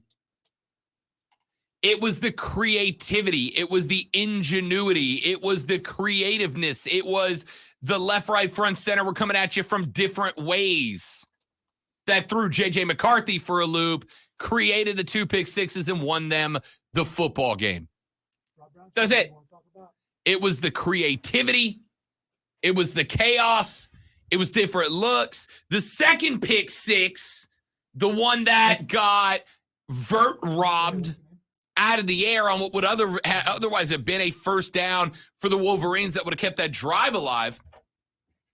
That happened not because TCU has ridiculously good DBs and linebackers. That happened because J.J. McCarthy saw a defense and did not expect to have a player sitting in that spot waiting on that throw. And the Horned Frogs did. So take what you want away from it. TCU's defense is not as talented as Ohio State's. What they are going to do is run out that Sonny Dykes 3-3 look. They're going to use coverage players, or who traditionally would be coverage players. They're going to walk them up from different spots, different locations, put them into weird positions to try to confuse Step Bennett. This game will be won and lost in the 6 inches between Step Bennett's ears. We'll break that game down further as we get close to it, but we have got 3 phone calls sitting in the bank right now, so let's get them. Let me get Jack in here to bat leadoff. Wants to talk about that Monday Night Football game last night. Jack, welcome in, brother. Good to have you back on the show, pal. How's it going, man? Good, buddy. How are you? I'm sitting here looking at my motor, working on the motor. Love it. Getting Good some to you blue-collar guys. work done. I love it. What you got for us, big dog? Man, I'm kind of in a little bit of my feelings about watching football these days and listening to people talk about them and players and what they should get and shouldn't get. And then I think about high school kids and all that. And, man, I played ball back in high school in the 90s when it was headhunters, and we were getting T-shirts for stuff kids are getting kicked out of games for. And I had a lot of concussions. I had one where I hit a guy. He left his feet. And my head hit the ground first, and his helmet hit my chin. Had brain fluid come out my nose. I had 10 concussions in high school. 3 were major, hospitalized for them. And I have effects from that now. Panic attacks, have a hard time being in public. And then we put these guys out there and just, they make all this money, suck it up. And all it takes is one play, one moment, one odd, weird thing. Yeah. Done. Now, you're spot on, Jack, and I appreciate it, buddy. Good. Thanks for calling in. Listen, I hope last night was a revelation, was a reminder to people. Jack, you're spot on, man. You're spot on. Yes, these guys get paid a lot of money. But as we have pointed out many times, they are doing 2 things. Number one, they get millions of television sets set on, right? You don't like the cold, hard truth when people call the show, as they frequently do, and go, how come we can pay $8 million to a football player, but teachers are underfunded? Hey, listen, what teachers do is far more important than what NFL players do. I'm not arguing. But as the old movie line goes, how many people are turning up to watch a kid do a damn chemistry exam, right? They get paid that because we put that money into the machine. So they get a part of it. But it is violent. It is dangerous. And keep in mind that for all the shots that you took back in high school that rattled your noggin, none of them were against Domikong Suh. None of them were against Von Miller. Well, they could be, depending on when he was playing. But, You get the point. Yeah, I do. But even Domikong Suh in high school was not Domikong Suh as an NFL player, right? We have turned the NFL into a machine that cranks out monsters that try to hurt other dudes. Well, what happened last night was a freak accident. I hope I never see it happen again. That's part of the reason they get paid. All right, let me get Warner in here. Wants to talk a little bit about Stetson Bennett, his performance against Ohio State, his upcoming performance against TCU, trying to go back-to-back natties. Warner, welcome back to the show, big dog. Hey, first off, I want to tell you that we did it backwards. We had all the TVs in the restaurant on the football game, and a couple of people had their phone out doing the countdown. That is that's respectable to me. So everybody had champagne at their mouth at the same time the kick went, and everybody got their champagne knocked out of their mouth and all over their clothes. I was going to say, I suspect there were a few Triple H's going on there. It was crazy. I think Stetson's the most underrated player in the history of college football. I mean, he's got in the game against Alabama in the national championship, and the game last on New Year's Eve, he threw for more yards than he threw this entire season because he didn't have to this season. He averaged 24 yards a game in the fourth quarter. He threw for 190 yards in the fourth quarter against Ohio State and outplayed. I don't care what anybody says. I believe he outplayed Ohio State's quarterback. I mean, head to head, he had the same number of receptions. He had a rushing touchdown, and he won the game with his arm, just like he did against Alabama last year.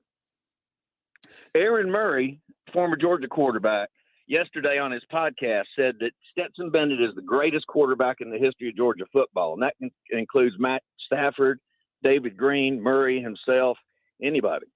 I don't understand why nobody appreciates what he's done. First off, Warner, I absolutely do.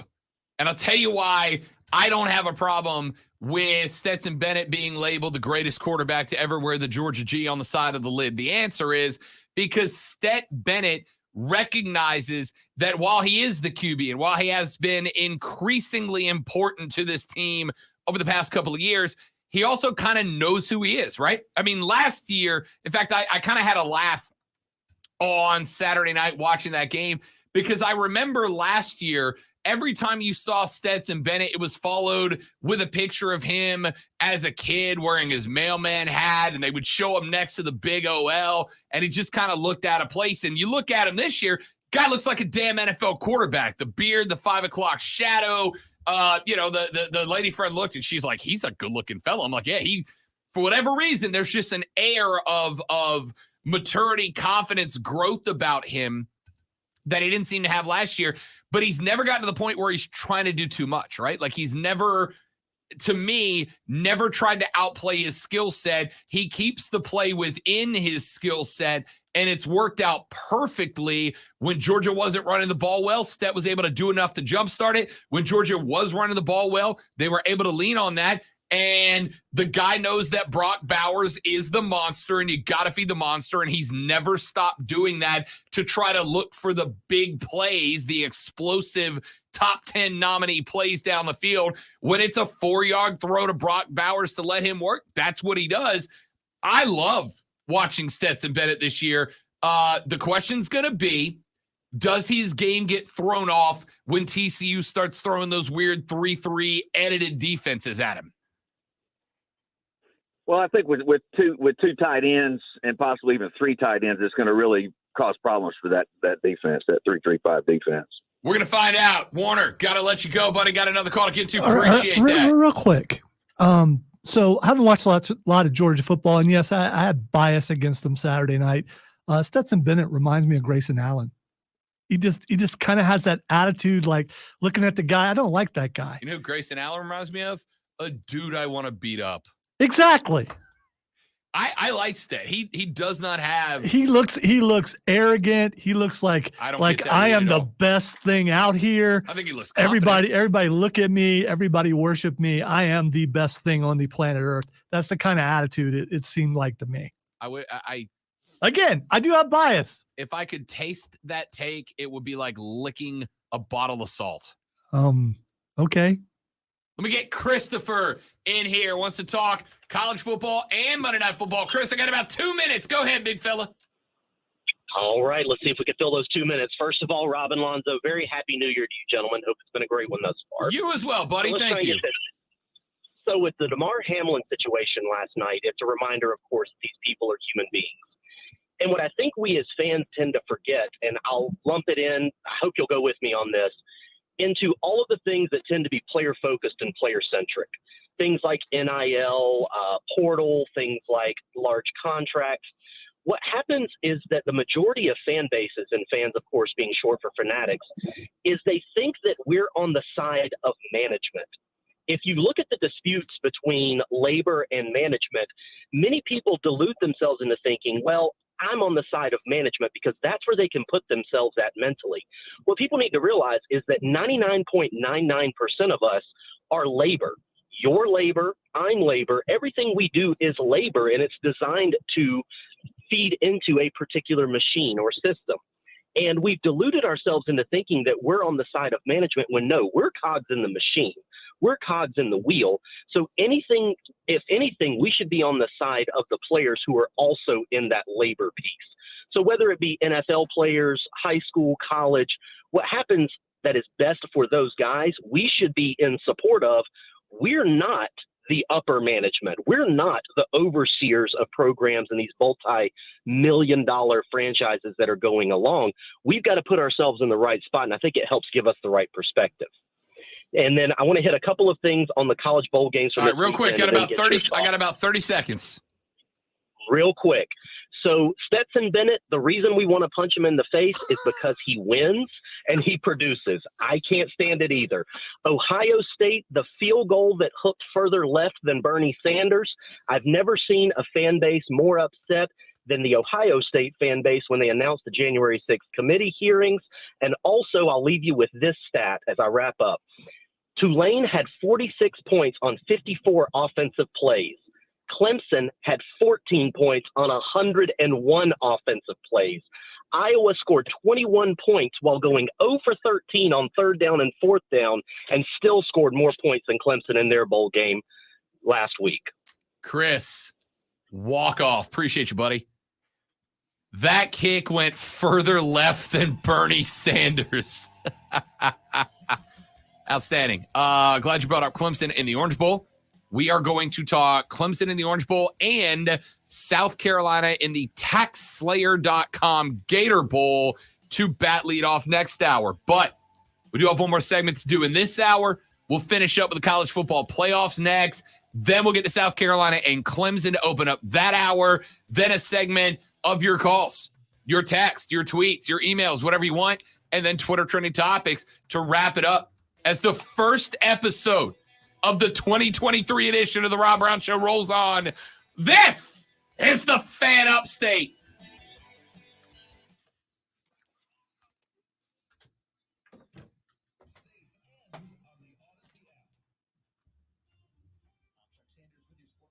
Further left than Benny Sanders. Benny Sanders. All right, hitting the head stream. We will be right back. Do not go nowhere.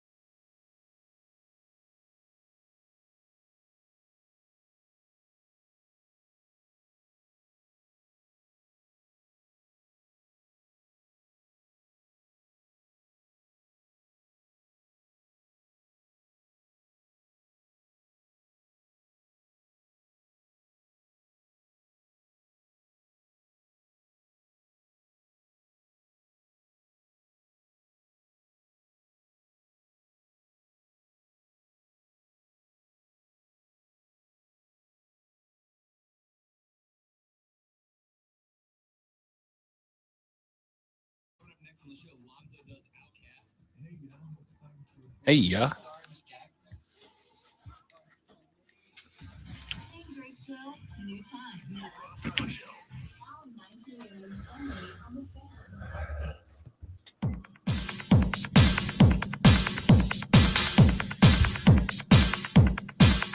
Texter said I could not disagree with Lonzo more on Stetson Bennett. Yeah, I don't get that either. Like, I know you're salty, and that's fine. I would be too. I have never, because I don't follow Georgia, I've never seen Stetson Bennett for an extensive, period of time. And every time they showed him on the sidelines, I just like, that's a guy who thinks he's the guy. That's the guy who thinks he's the guy. I mean, we work with people like that. People that you just like, hey man, you're not who you think you are. I mean, and I get Georgia fans thinking he's better than somebody else, but I mean, good for him. Good job. Way to win. Go TCU. I think because I followed the career of Stet Bennett, a guy that came to Georgia. I'm just talking about what he looks like. No, I know. I mean, But, again, some people look at me and go, man, I just like to slap him right across the nose. I think this is a really interesting case study in what sports does to a noggin, right? Because I followed the career of Stet to Georgia, left Georgia because he was never going to be the guy, came back to Georgia to give it a second shot, still wasn't expected to be the guy, gets in last year. He's an underdog story. Soon as Stet went in last year, everybody's like, Georgia's done. And all he did was win a natty. And even after that, coming into this year, there was plenty of Georgia needs a quarterback. Stet Bennett can't be that guy. And where's Georgia? Only the most dominant football team in college football this year and on their way to go play for back-to-backs under Stet Bennett. Stet Bennett will never pay for anything in his life again if he stays in Athens, Georgia. Someone mentioned earlier on the stream that how old is he? He looks like a grandpa. He looks pretty old. He does. He looks like he's like pushing 30. Nolan popped in, said dude was a literal walk-on and should have won the Heisman. Some of the best stats in the league. He's like the opposite of conceited. Yeah, the dude is. He might walk into the studio and be the greatest guy in the world. I'm just giving you my observation from the few times they showed him on the screen. I didn't know his story because I don't care. I didn't watch him play because I don't care. He's the same age as Josh Allen, and he is. Texter says Zoe is right. The feigned agony over short-arming passes and near INTs were cringe Oscar-worthy. Real quick, you know what? Let me play another clip. I got time. I think. Yeah, I got time. Grab me that Boomer Esiason clip. I want to play this one. Boomer got asked about Mac Jones. And I think he feels about Mac Jones the same way some of you guys.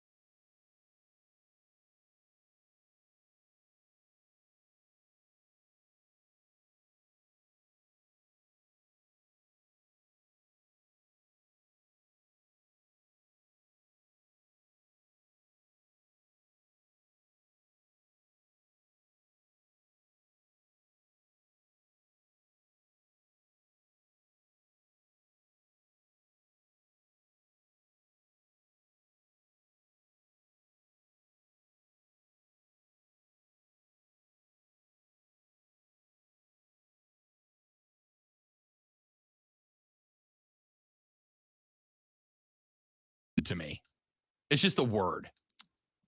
The word Boomer used, I won't say the word, but Delta Bravo. It's a feminine hygiene product, is what he called Mac Jones twice in that clip. I found it hilarious. And you will also find that sometimes just adding a Y to something can cause a word to be something that it's not without adding a Y. It's a fine line, dude. And I just listen, what happens with that button's your gig. I'm not offended by it. I don't agree that it needs it, but I'm not the one who's we can even it. though they couldn't hear it on the stream, we can go back and look at the look on your face when I push the button. I would disagree with the necessity of the button, but I'm never going to get on you for hitting it. Yeah, but you gave me that look. It's right, because I don't think that word is a word that deserves a dump. I think you're taking it personal. I don't. I think you're taking it personal. Because the look that you got might as well have been a slap. Nah. I think you're taking something personal. It's not. Boomer called him a Delta Bravo, a Delty. Called him a Delty twice.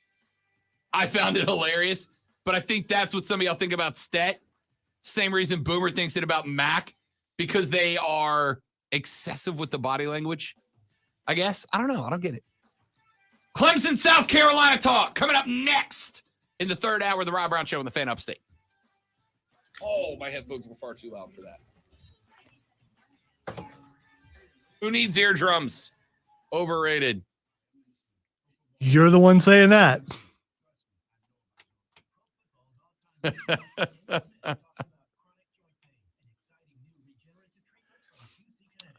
I will say to you what I said to Mark Ryan when he really wanted to say a word on the air and I wouldn't let him.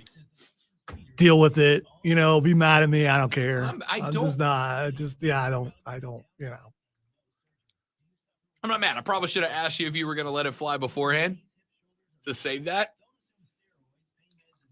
But that word doesn't strike me as offensive. So I personally enjoy the fact that I got to push the dump button twice in the very first show of the year. That's a record. I don't think you've hit it twice in a year with me.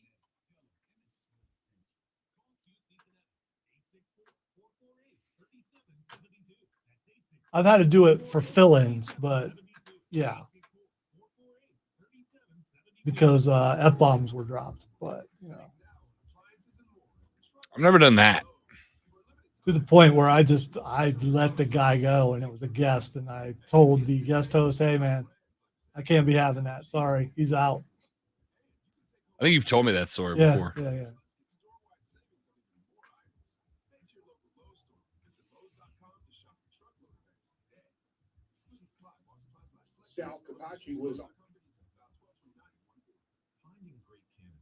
We're half Rich Radio. We'll get a recap of the entire thing right now. With the update, here's Peter Schwartz. So while other companies might deliver a lot of hay, ZipRecruiter finds you the needle in the hay. I'm willing to hit the button just to go down and have a discussion with the boss, to hear someone defend a word, just to hear how ridiculous the conversation is going to sound.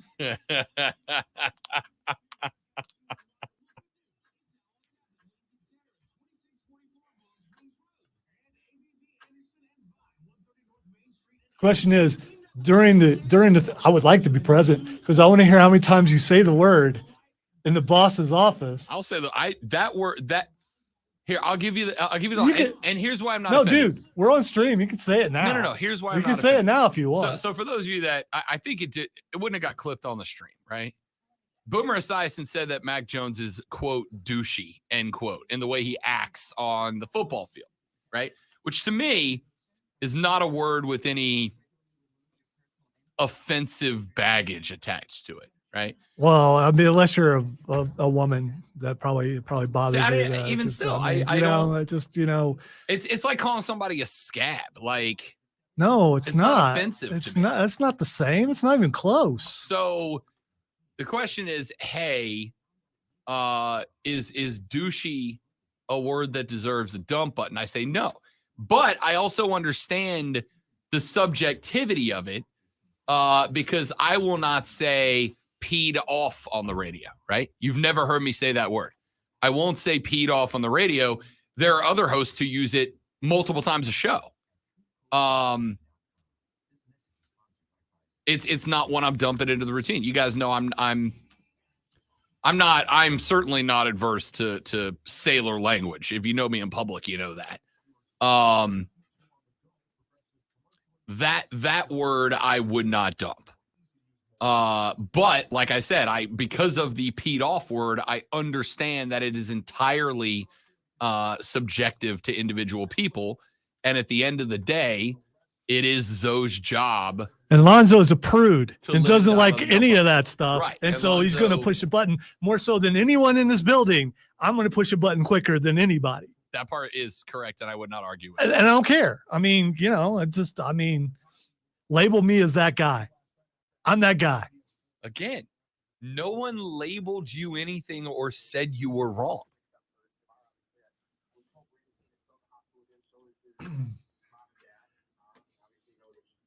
Mark and I had this fight over him wanting to say a part of the male anatomy that starts with a D, and I would not allow it. And he was not happy about it. See, I wouldn't say that either.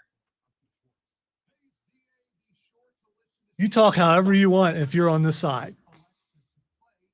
But while I'm on this side, that plot armor thing, that's just that's not real. And I know it's not real. And I know if I let something go anyway, I'm going to err on the side of caution. That's just what I'm 100%. Don't want to make anyone look bad. Just don't want to. No.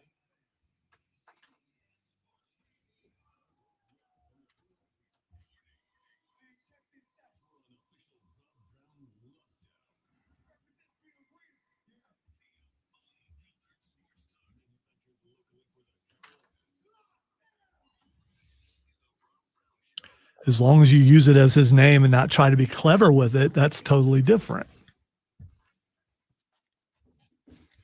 The third, the final, the best, the money hour of the Rob Brown Show starts right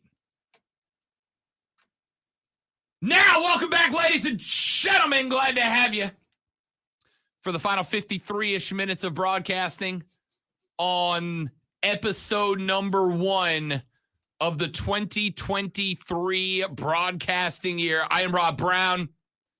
On the other side of the glass sits the great one, Lonzo. If you'd like to be a part of the program, now's your opportunity. 844-FAN phone, FANFONE, 844-326-3663, 844-FAN phone is the way to go to be a part of the program. You can also text the show on the preferred home services text line at 71307, 71307. Start your text with FAN, F-A-N, FAN. If you want to come at us in that direction, we would love to have you, ladies and gentlemen, on the broadcast today. Let's start. And hold on. I'm typing in Stetson Bennett has a punchable face as my chapter title. But he doesn't, though. And it's going to make it sound like I said that. You better put Zoe thinks Stetson Bennett has a punchable face. I thought we're a team. Not right now. Hey, you got us banned for soccer. No, you got us banned because I don't want to accept the blame for that. Let me start with this. Bit of, I don't know if it is drama, if it'll become drama, but I'm absolutely tuned in right now. Former Clemson offensive coordinator Jeff Scott left to become the head coach of a college football program back down in Florida when he took over the USF job. Hashtag all in. Left Clemson to be the HC at USF. It did not work out. Jeff Scott was relieved of his duties as the head coach of the USF Bulls and has since moved back to South Carolina. Well, 2 days ago, Jeff Scott was quoted as saying that he will take 2023 off from coaching in order to spend more time with his family. Which is fair, right? Just fair. HC takes a lot out of you. I heard a hilarious clip from Shane Beamer this weekend where he told the story of coming home early from work one day and his daughter hitting him with, "Why are you home? Don't you want to win?" Takes a lot. Takes a lot of sacrifice to be a coach. Certainly to be an HC in a big-time program. So Jeff Scott leaves USF, moves back to South Carolina, and at a point in time where a lot of, if not most, Clemson fans are unhappy with the production of Brandon Streeter, the offensive coordinator for this year for the Tigers, an in-house homegrown product of Dabo Swinney's, moved into that position. Jeff Scott says, "I'm taking the year off. I ain't coming back. I'm going to spend some time with the fam," et cetera, et cetera. Then, once that report started getting out, what I found very interesting, and again, yes, we are in a day and age where we are going to pick through, sift through, and psychoanalyze the social media post of everybody. Jeff Scott, Lonzo, put up on his Instagram a picture. The picture was of him and his children standing in front of a mural that said, "Welcome to the Clemson family." The mural is an outline of South Carolina in orange with a tiger paw representing Clemson's location on that map. It says in white cursive, "Welcome to."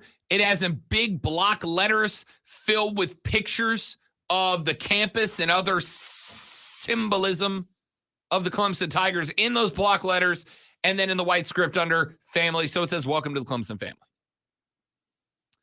As you look through the comments on this Instagram, let me just read you a few of them. At Lee Harden Comedy says, "Can't wait for us Clemson fans to read way too much into this." At Will Halliday 4 says, "Please tell me this means you're back."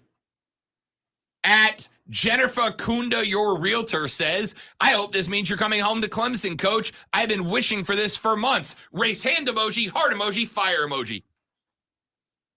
Jordan Ranovich says, "Clemson looks good for the family." I mean, just saying. At Marmiator says, "Please come home, coach." Will Pendleberry says, "Pay this man whatever he wants." Emily McCoy says, "Come home, coach." Keller Thompson 19, "Come home." J-Brig 97, "Come home, coach."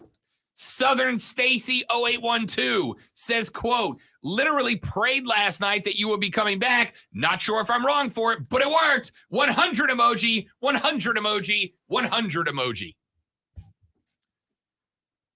So Jeff Scott says, "I'm out of coaching." Then he posts a picture of his kids in front of a big sign that says, "Welcome to the Clemson family." And the Clemson fans on the Instagram are losing their ever-loving minds over it. This is kind of an interesting situation here, ain't it, for Clemson fans? It's kind of interesting because let's be honest with each other. Brandon Streeter was at best questionable in that role this year. With all due respect to the young man, is it possible that as a first-year OC, he was in over his head? Is it possible that he needed some time to learn on the job? Is it possible that he could take the lessons from this job and roll them over into being a much more successful OC next year? Is it possible that his play calling was just fine, but DJ Uiagalelei was bad? Is it possible that with Cade Klubnik as the quarterback next year, that the play calling results will be better? The answer is to all of those hypotheses. Yes, all of those things are possible. Maybe Dabo's right. Brendan Streeter next year, after a year on the job, after learning, after being literally a single point away from being in the playoffs, if they were able to knock off the Gamecocks at home, maybe we're having a different conversation. But Jeff Scott is back in Clemson, a guy who had a lot of success as the OC, enough success as the OC that it got him an HC job elsewhere, and now very, very clearly, most of, a lot of, if not most of the Clemson fans are kind of sitting here like, you know, he did put up a welcome to the Clemson family picture. Maybe he could be brought back. Maybe he could be that guy. Listen. So I'm not ready in a spot where I'm going to say Brendan Streeter's a failure, because I think there were a lot of moving parts last year. I think DJ was a moving part. I think Cade was a moving part. I think Dabo's loyalty to DJ instead of Cade was a moving spot. I think the transition to the offense was a moving spot. I think having a bunch of guys go down due to injury in different spots all year was a moving target. I think there were a lot of variables that make it difficult, if not impossible, for us to say Streeter was a or the or one of or whatever problem. I can't say that he was. I can say you got an OC who knows the program, who knows Dabo, who knows the locale, who has the back of, well, at least a lot of Clemson fans on Instagram asking for him to come back. Does Dabo make the switch here? You know, the sign of a program on a decline is a fan base lamenting over the things that should have, could have, would have been, if this person had done this, if this person had, if Streeter would have been there, if Cade started all year. In the end, there can be only one, and it's going to be either TCU or it's going to be Georgia this year. Everybody else lost. Everybody else, by definition, are losers. I can see why you're thinking it would have been different, but all you Clemson fans are, if Cade was in there, if he was in there, we would win everything. Well, he was in there for your bowl game, and he looked like a freshman. That guy wouldn't have won you any more games than DJ did. He had one good game, and you guys were all, he is the greatest thing ever, and he's not Trevor Lawrence. He's not Deshaun Watson. He's not Taj Boyd. He's not any other people I could think of. He's not yet. He could be possibly, but he's not who you thought he would be. If he would have started all year long, you probably would have lost a couple more games like he did. What was it? Friday. Yeah. Like he did Friday. And if Streeter was there, it probably would have been the same result, because it's about the players. It's just, this is how Clemson used to be all the time. Every year when they talked about how the reasons why they couldn't win the big games, and then they won a couple, and then they got all excited about it, but they're still the same people.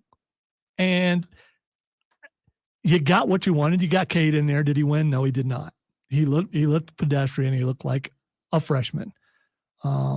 We have seen offensive, defensive coordinators go somewhere else to be head coaches, especially from Clemson. How many of them have been successful? I can't name any. I don't know them all, but I can't name any. But there have been quite a few. Rich Rodriguez, Streeter. Look at Oklahoma right now. I mean, just sounds like a bunch of sour grapes wanting someone back. # all in. But in the end, you still lost last Friday to Tennessee, a Tennessee team that South Carolina put up. How many points was that, Rob? You remember it was like in the 60s or something? 63. That's it, on Tennessee. And so for the those who lost the South Carolina Bowl, you lost that too. 31-14 your final.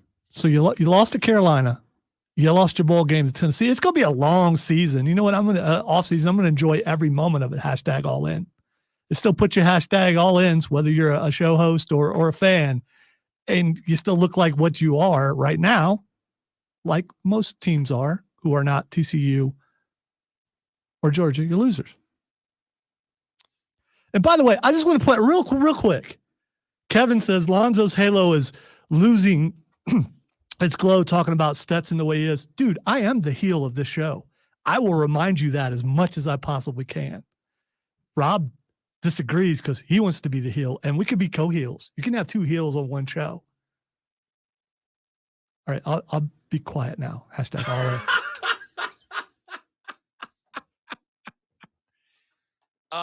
First off, the Clemson Tigers ran over 100 plays in this game. That doesn't happen. Part of the reason is because Tennessee put together a lot of short drives. For the record, Tennessee also ran a metric boatload of plays as well. 38 on the ground, 28 through the air.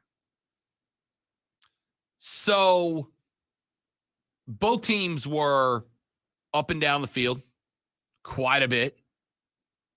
Cade had 320 passing yards on 30 of 56. He had 2 picks, no touchdowns. The question for Clemson fans is, where do you put the blame on this?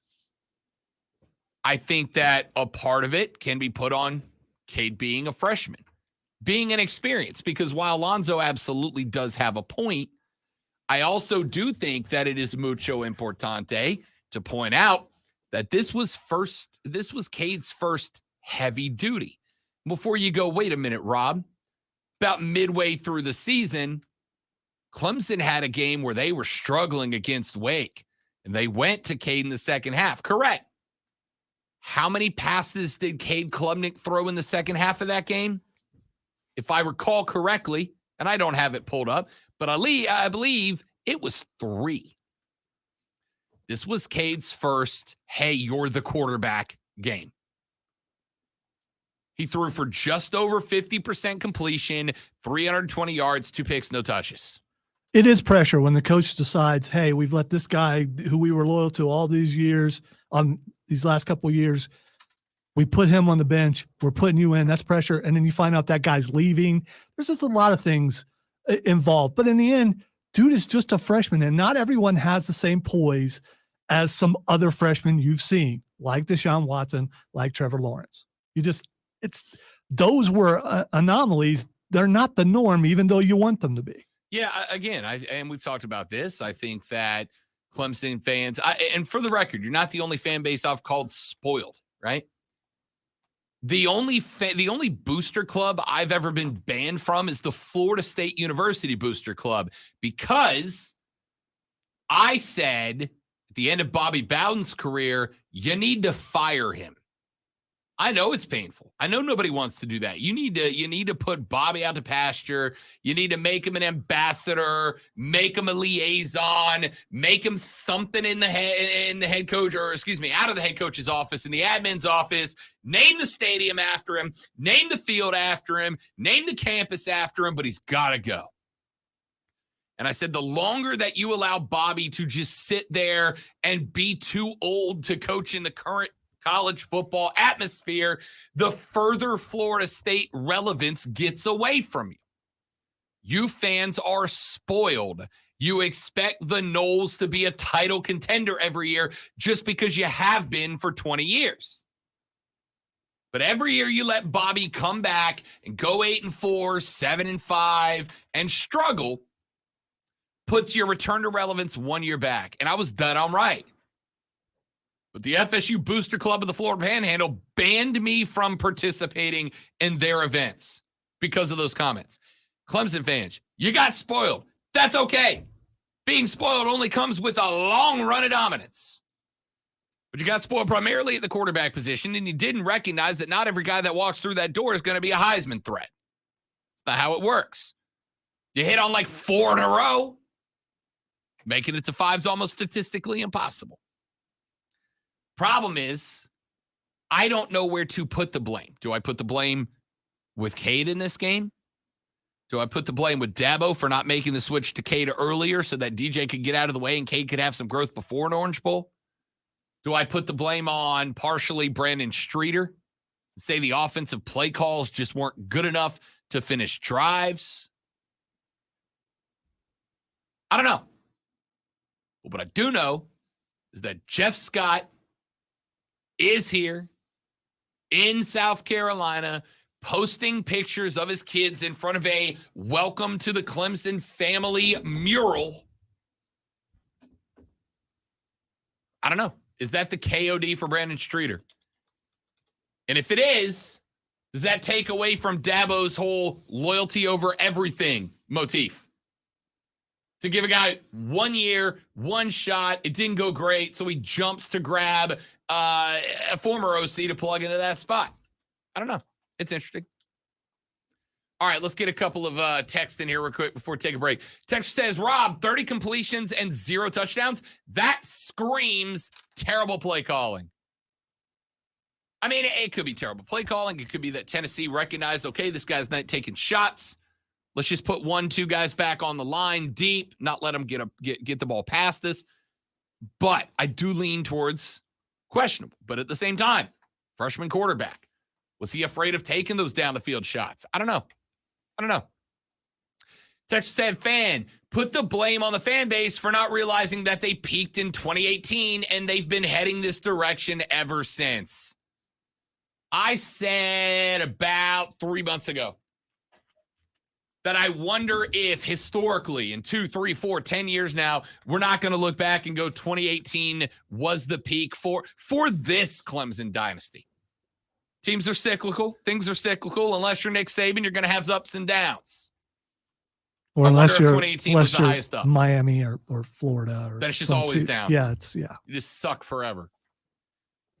Texter said, can we talk about how bad Cade looked? I can't wait to rub that in Mark Ryan's face after hearing him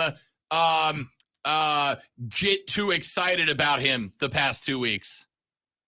The old in-text self-censor. I enjoyed that. I saw the wheels turning. Yeah, I had to work out how I was going to go with that text.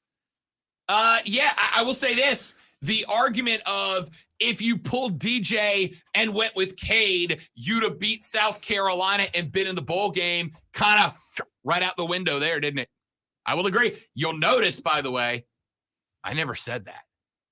And I never said that for this exact reason, because there was not enough video on Cade to say, oh, well, he would have beat the Gamecocks even if DJ couldn't. There wasn't enough tape. There just wasn't. Cade had some good, Cade had some bad during the regular season in the very little bit of PT that he got. But there was, and I stand by this, never enough film to justifiably say if you'd have gone from DJ to Cade, you'd have beat South Carolina. Because that Cade wouldn't have beat South Carolina. That Cade Klubnik wouldn't have beat the Gamecocks on Thanksgiving weekend. That Cade would have lost just like DJ did. So why would I say that? I don't think there's a justifiable reason to say it, which is why I didn't. Well, unfortunately, Cade won't be given time to develop. If he has the kind of career that DJ did, that fan base is going to be looking to whoever the next guy is. I don't know who the next signee is that will be the next Cade, but they probably know already. Listen, I'm not. Let's be abundantly But clear. you're right. It's like a lot of fan bases are this way. They are. This is just the one that we have to deal with. We have to deal with. Let me say the opposite is true, though, too. There is not enough film to label Cade a failure either. You're right. He could come out and have a killer season next year. He could win almost all of his games and still be criticized. Like I don't know, like maybe DJ did, where he won almost all of his games and was still criticized. There is not enough tape to say that he's a success or a failure. There wasn't enough tape to say that he would have beaten South Carolina, or enough tape to say that he wouldn't have, which is why you don't say either. right? Anybody who had a hot take on Cade would have, Cade would have, Cade would not have, Cade would not have is frankly freaking guessing. Okay? They're guessing. And they're going to do that thing where if they get it right, they're going to go, I am the smart. And if they get it wrong, they're going to go, hey, you know, our job's to speculate. Our job's to speculate. I speculate and I got it wrong. What do you want? But if they got it right, there'd have been a parade around town. Is there a difference between speculating and guessing? Speculations and hypotheticals? Is those the same? I need to compare definitions. A hypothetical is where you create a fake situation to make a point. Speculating is a guess and not much more.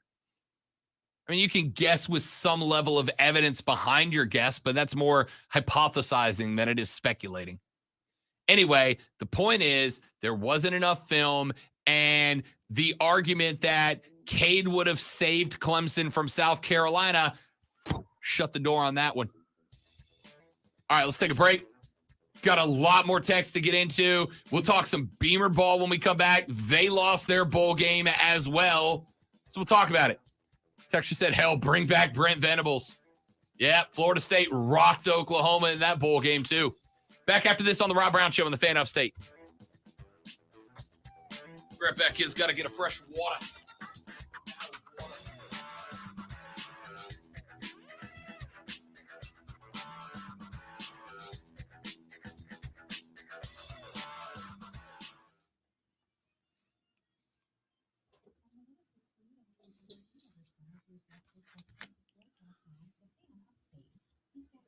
I knew someone would know, Justin.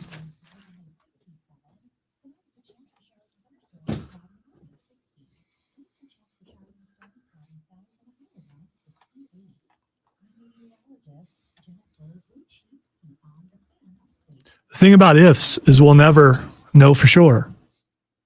Just can't.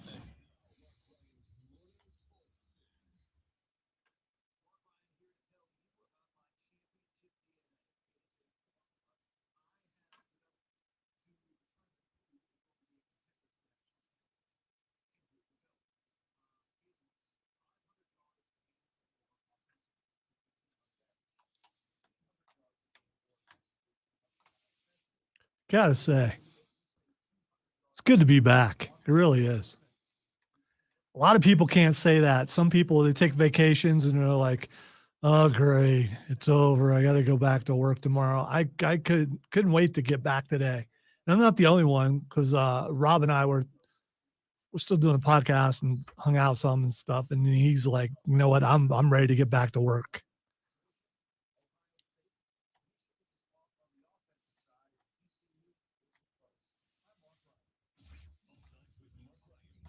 And so many things happen, you know, just over the weekend to talk about that. We haven't even got to a bunch of it.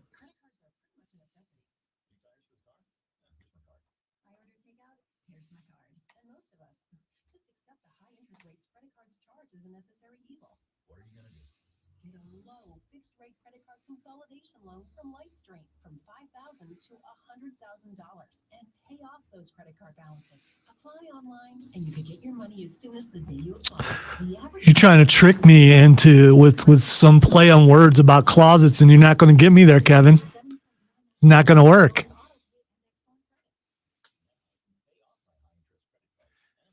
I am finishing up my 23rd year in this building for a reason.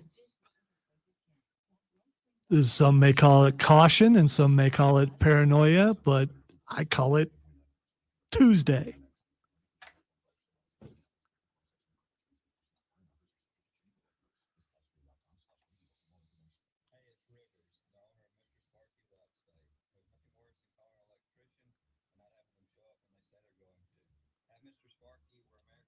Jesse, layers, man. Layers. You're going to Green Bay? Oh. Who knows? Maybe they'll have an unseasonably warm day, but probably not.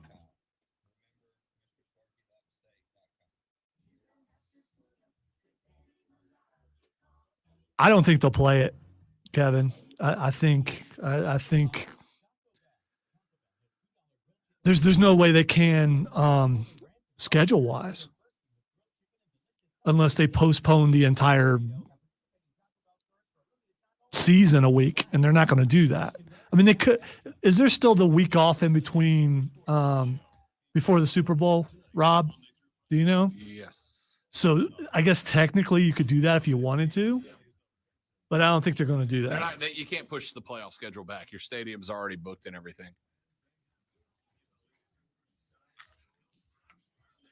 Both those teams are in the playoffs. It's just a matter of seeding. Man, Jesse headed up to Green Bay. Yeah, that's what I was saying. He's in the room. He doesn't always hear when I'm talking. It's, I'm used to it. So let's talk about layers and stuff. That's what, I get it now. For the folks that have been asking what now for the Bills-Bengals game, the answer is, I don't know. I don't think the NFL knows yet. They're going to have to figure something out. My guess, an absolute guess with nothing behind it at all, is they probably check with the teams to see if they might be good to play it Thursday, right? Assuming the stadium is open. Check to see if they can play it maybe Thursday, and then you take the Bills and Bengals Week 18 games and you push them back to like Tuesday of next week. And you try to go about it that way. But I think the right call was made last night. You don't ask Bills players who watched their teammate technically die and then be resuscitated to take a 5-minute warm-up period and get back onto the field.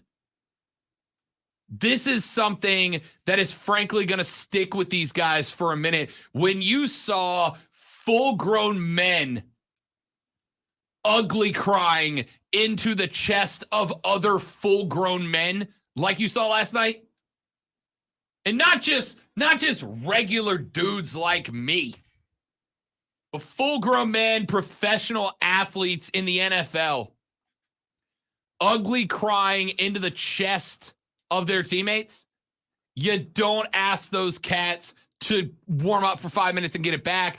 I don't think you ask them to take a day or two off and then come back, right? I just realized I'm an idiot. I said play Tuesday. That's tonight. Nope. You're going to have to play it like Thursday, maybe Friday, and then ask these teams to play their Week 18 games and the other two teams they're supposed to line up against this weekend to play like next Tuesday or Wednesday, keeping in mind that the two teams lined up in this game, they are both playoff teams, right? So they have to turn around on another short week and then play their playoff games. Well, the main thing, other than getting a victory one way or the other, is I don't even know if it's a matter of positioning. It's more about who gets the number one seed between Buffalo and Kansas City. Yeah. I mean, look. Which now with the extra wild card, the number one seed is the only one who gets the bye. The Bills and Chiefs are racing to the number one seed.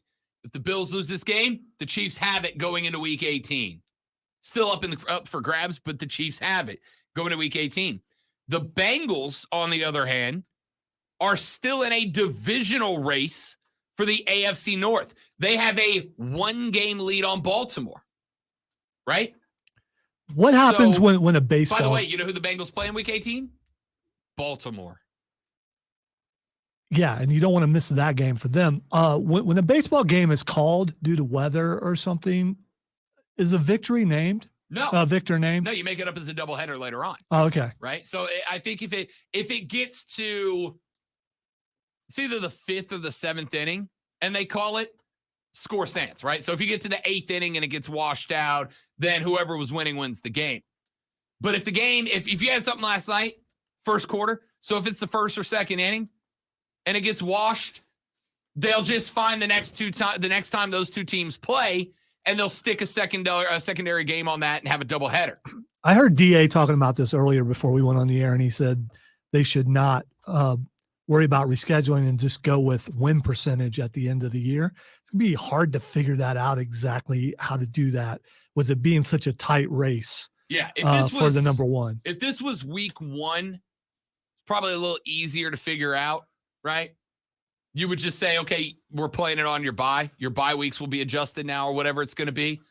But again, let's make abundantly clear that while I am interested from a guy who follows sports business perspective to see how the NFL handles this, that at the end of the day, Damar Hamlin's life and health is priority number 1 for the NFL. The right call was made last night to hit the snooze button on this game, to let Buffalo go home and be with each other, be with their team, be with their families. I don't know, and I'm not trying to be gross. I don't know if you guys have ever been in a room when somebody dies. I have. It doesn't go away. I don't know if you've ever been in a room when somebody dies that's close to you. I was in the room when my father took his last breath. I'm going to be real with you. There are days, and it breaks my heart, there are days that I have a hard time remembering my dad's voice, right? Like I've got audio recordings of him at the house that I go listen to. There are days I have a hard time remembering what my dad's voice sounded like. I will never get out of my memory, as much as I wish I could, the sound of my dad taking his last breath and passing, right? So no, you're not going to ask Josh Allen and Stephon Diggs to watch their teammate definitively die, be resuscitated, be carted off in an ambulance from the field, and then go 48 hours, get back out there. We're doing it again. 48 hours, let's run it back. Let's do it again. And I know we've got questions. We got playoff seedings, because at the end of the day, and I'm sure I'm not going to say that. I'm not going to say, I don't know what Damar Hamlin's wishes would be, because I don't know the cat.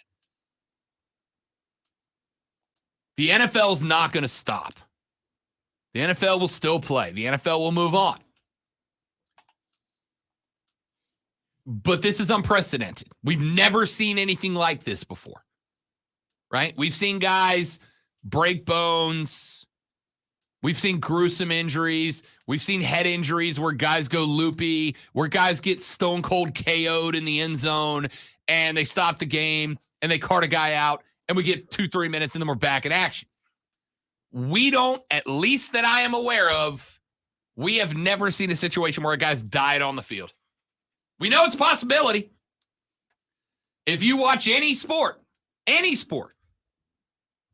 it's a possibility that a guy gets hit the wrong way at the right time and dies. Last night was unprecedented.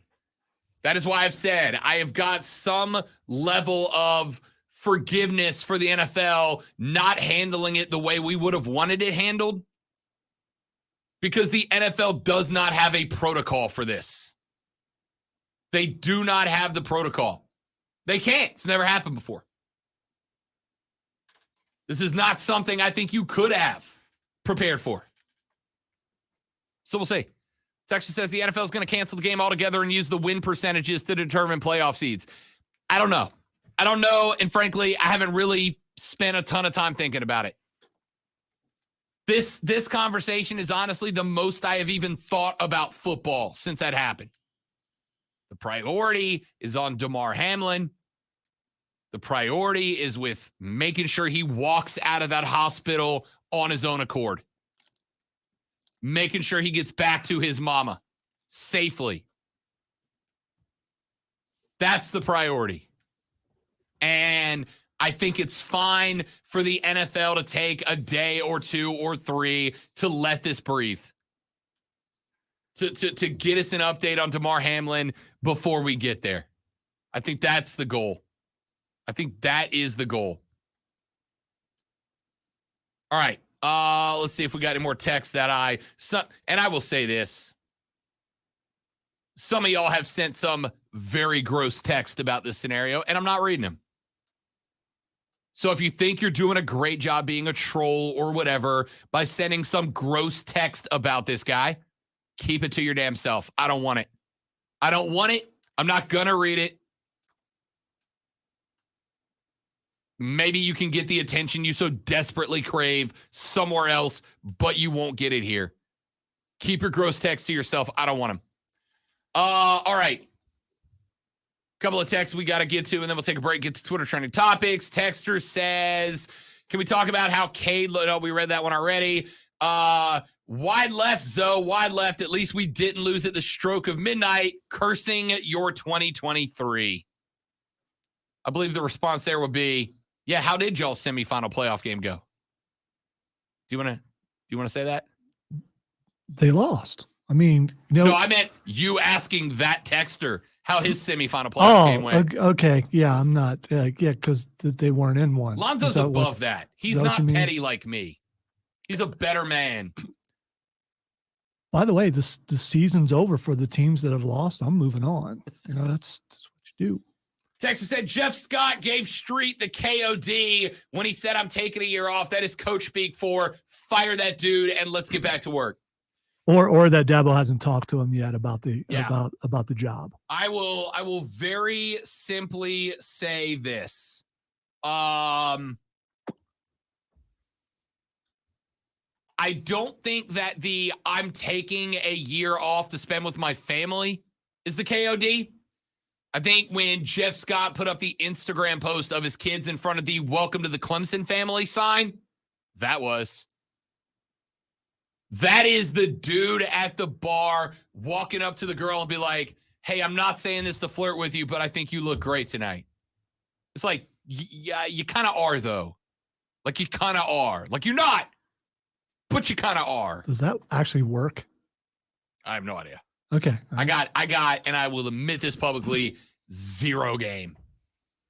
I have zero. Did you ever attempt that, though? I mean, because I was never the dude that approached women. Okay. Never. The dude that approached women. Yeah. They come to me. Is that what you're saying? No, okay. Legitimately, genuinely, and entirely top to bottom, every woman I have ever had any interaction with at any level has been because they approached me. 100% of them. The only woman I ever approached was to ask one of the cheerleaders to homecoming my junior year, and she said, sorry, I already said yes to your much better looking basketball teammate, Keith. Did she say it that way? No. Okay. That's how I took it. Yeah. And I have not approached a woman since then. Unless I already knew they were interested in me. Because I would say some dumb stuff like, you look pretty, but I'm not hitting on you. But you look pretty, but I'm not hitting on you. But you're pretty. Nah. Hey, girl. Can I get them digits? Hey. Oh, you know. Hey. Texture said, Stetson Bennett reminds me of every DB frat boy in those early 2000 teen party movies. Yeah, maybe that's what it is. Maybe that's what, and those were out in the 80s also. I just want to point out. Going back to our call earlier, Texture said, Cogs don't make millions a year. We have little in common with the players because they are entertainers, just like movie actors, just in much better shape. We're much closer to college players, which is why I've got their back too. Yeah, but they get paid now right. too. I mean, they always got paid, but now it's like out in the open. On the table? Yeah. Yeah, I mean, at the end of the day, the NFL players are still labor. Don't you? The guys signing the checks are billionaires. Don't you feel sorry for those guys who used to give those handshakes? Now what do they do? Yeah. I mean, because now they can't do that anymore. No more need for Skinny Larry, huh? We don't need Fat Joe with the handshakes. All right. Texture says, insert the emotional damage sound clip for Rob. Oh, I know my life. I made a pass at a cheerleader I had a crush on. I thought she was into it. She was like, nope. Your much better looking teammate who comes from money already snagged me. You're on your own, partner. I did go with the president of our junior class that year. Who was an absolute doll, but not the head cheerleader of the varsity cheerleading team. That's worth a shot. All All right. Texture said his GoFundMe for Toys for Kids story is awesome. Yeah. $3+ million donated to Damar Hamlin's GoFundMe for his charity for underprivileged children. You know, every now and then I get aggravated as hell with America, and then a story like that happens. By the way, shout out, and a very well-deserved one, to Bill's Mafia. Bill's Mafia holds a place in the cold, icy recesses of Rob Brown's heart. There were dozens and dozens of Bills fans that showed up at the hospital last night to pay respects to Damar Hamlin. That is cool. Take a break, come back, wrap this show up. Rob Lonzo, you, the Rob Brown Show. It's the Fan Upstate.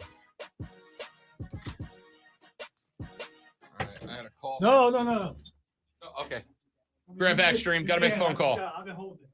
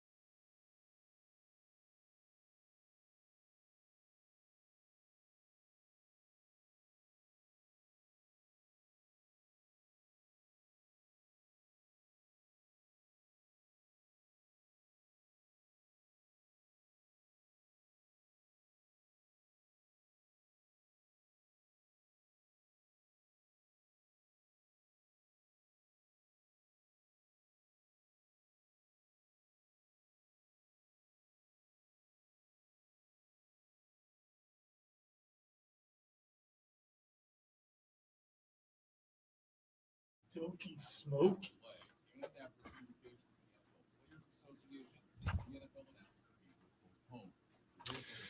Yeah, I saw that. We talked about that a little bit, Jay. It's which is interesting because one of two things happened. Either A, there was a dramatic breakdown in communication between the NFL and the NFLPA / the teams, which is bad.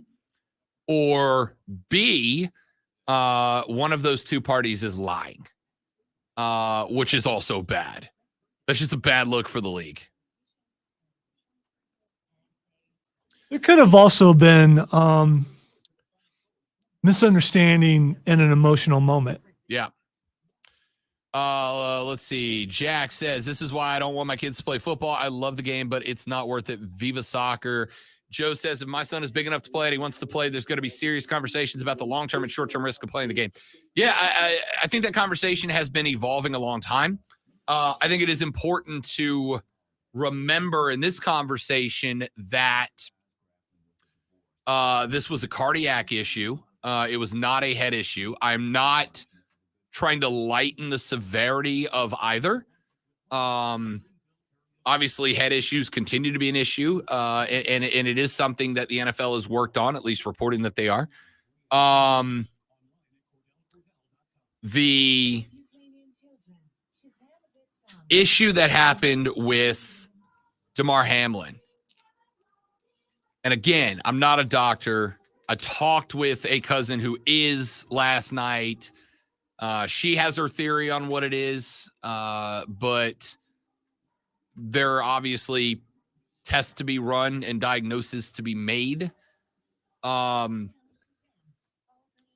I think what I would say here is to keep in mind that this is a cardiac issue. It is a freak injury.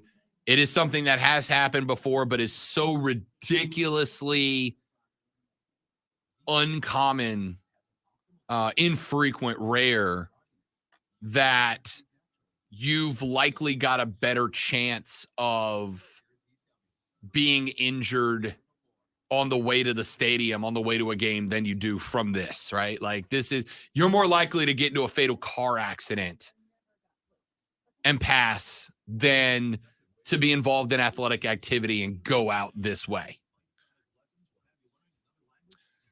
Nolan says they should just admit they didn't know the severity of the 5-minute warm-up and it was immediately revoked after further review. I agree. And I suspect, Nolan, that's what happened, which is why it's weird that we're getting these contrasting stories about the 5-minute warm-up period. If the NFL said, hey, 5 minutes and we're going to get back to playing, it would have taken them nothing and it would have been completely acceptable and understandable for them to come out afterwards and go, hey, when we made that announcement, we did not know the severity of the injury and now we do, and we're going to call the game or suspend the game. I think that would have been completely fine and a better way to handle it, if we're being honest.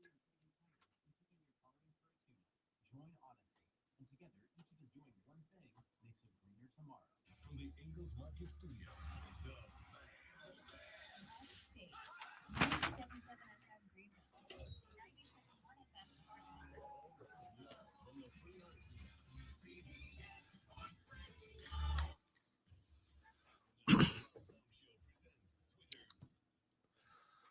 And now, for the first time in 2023, Twitter trending topics.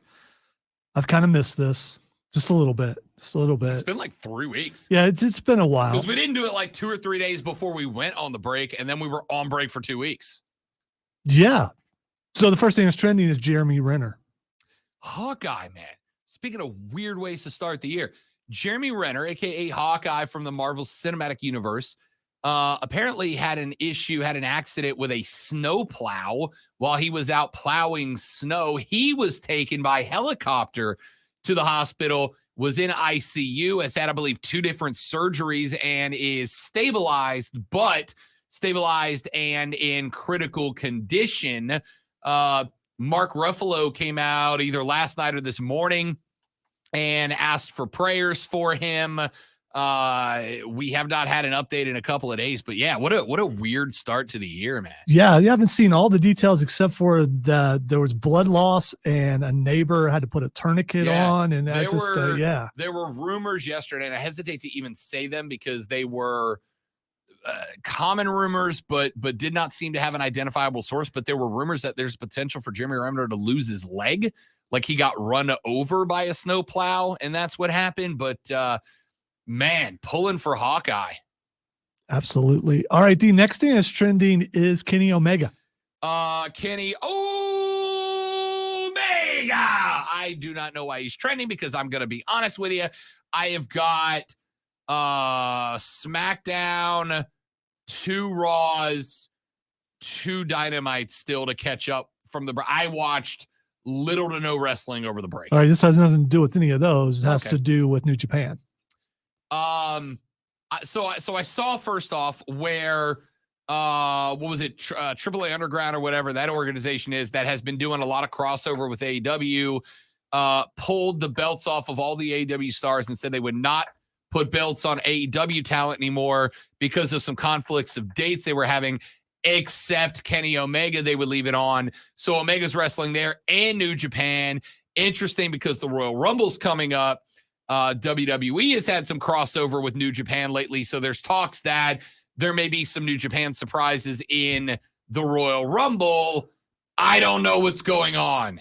It's a confrontation between he and I just completely forgot his name. Darby Allin. No. Lance Archer. New Japan. Oh, gotcha. One of the new. I listen. The big name in New Japan. American, who was not American. It doesn't matter. I had it. I lost it. With you. Between WWE, AEW, and NXT, from what I understand, New Japan is great. I know our buddy Joey B in the text is a big New Japan guy.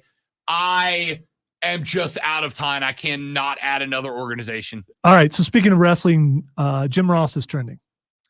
Good old JR. Did you see Shivani, by the way? I know that's a sideway. I'll come back to JR.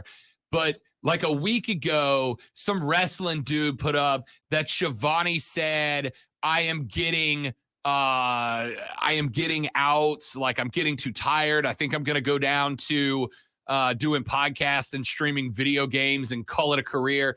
Shivani got heated yesterday and was like, I didn't say that, and bleep the guy who says I did. He can go bleep himself. I was like, damn, Tony, Every- friend of the show. Every time I think of Giovanni, I just think of my whole setup, and then I ask him about the earring, and he lost it. Friend That of was the so great. show.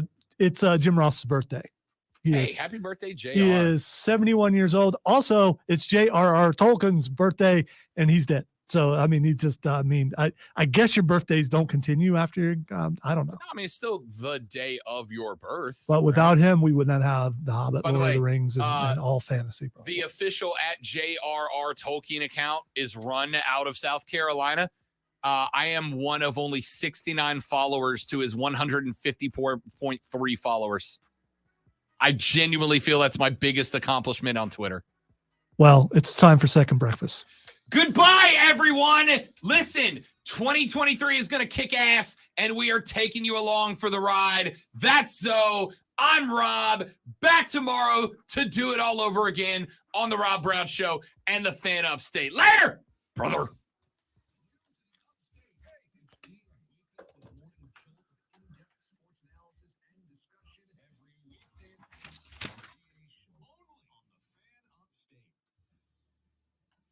Reading your comment, Jack, and yeah, listen, it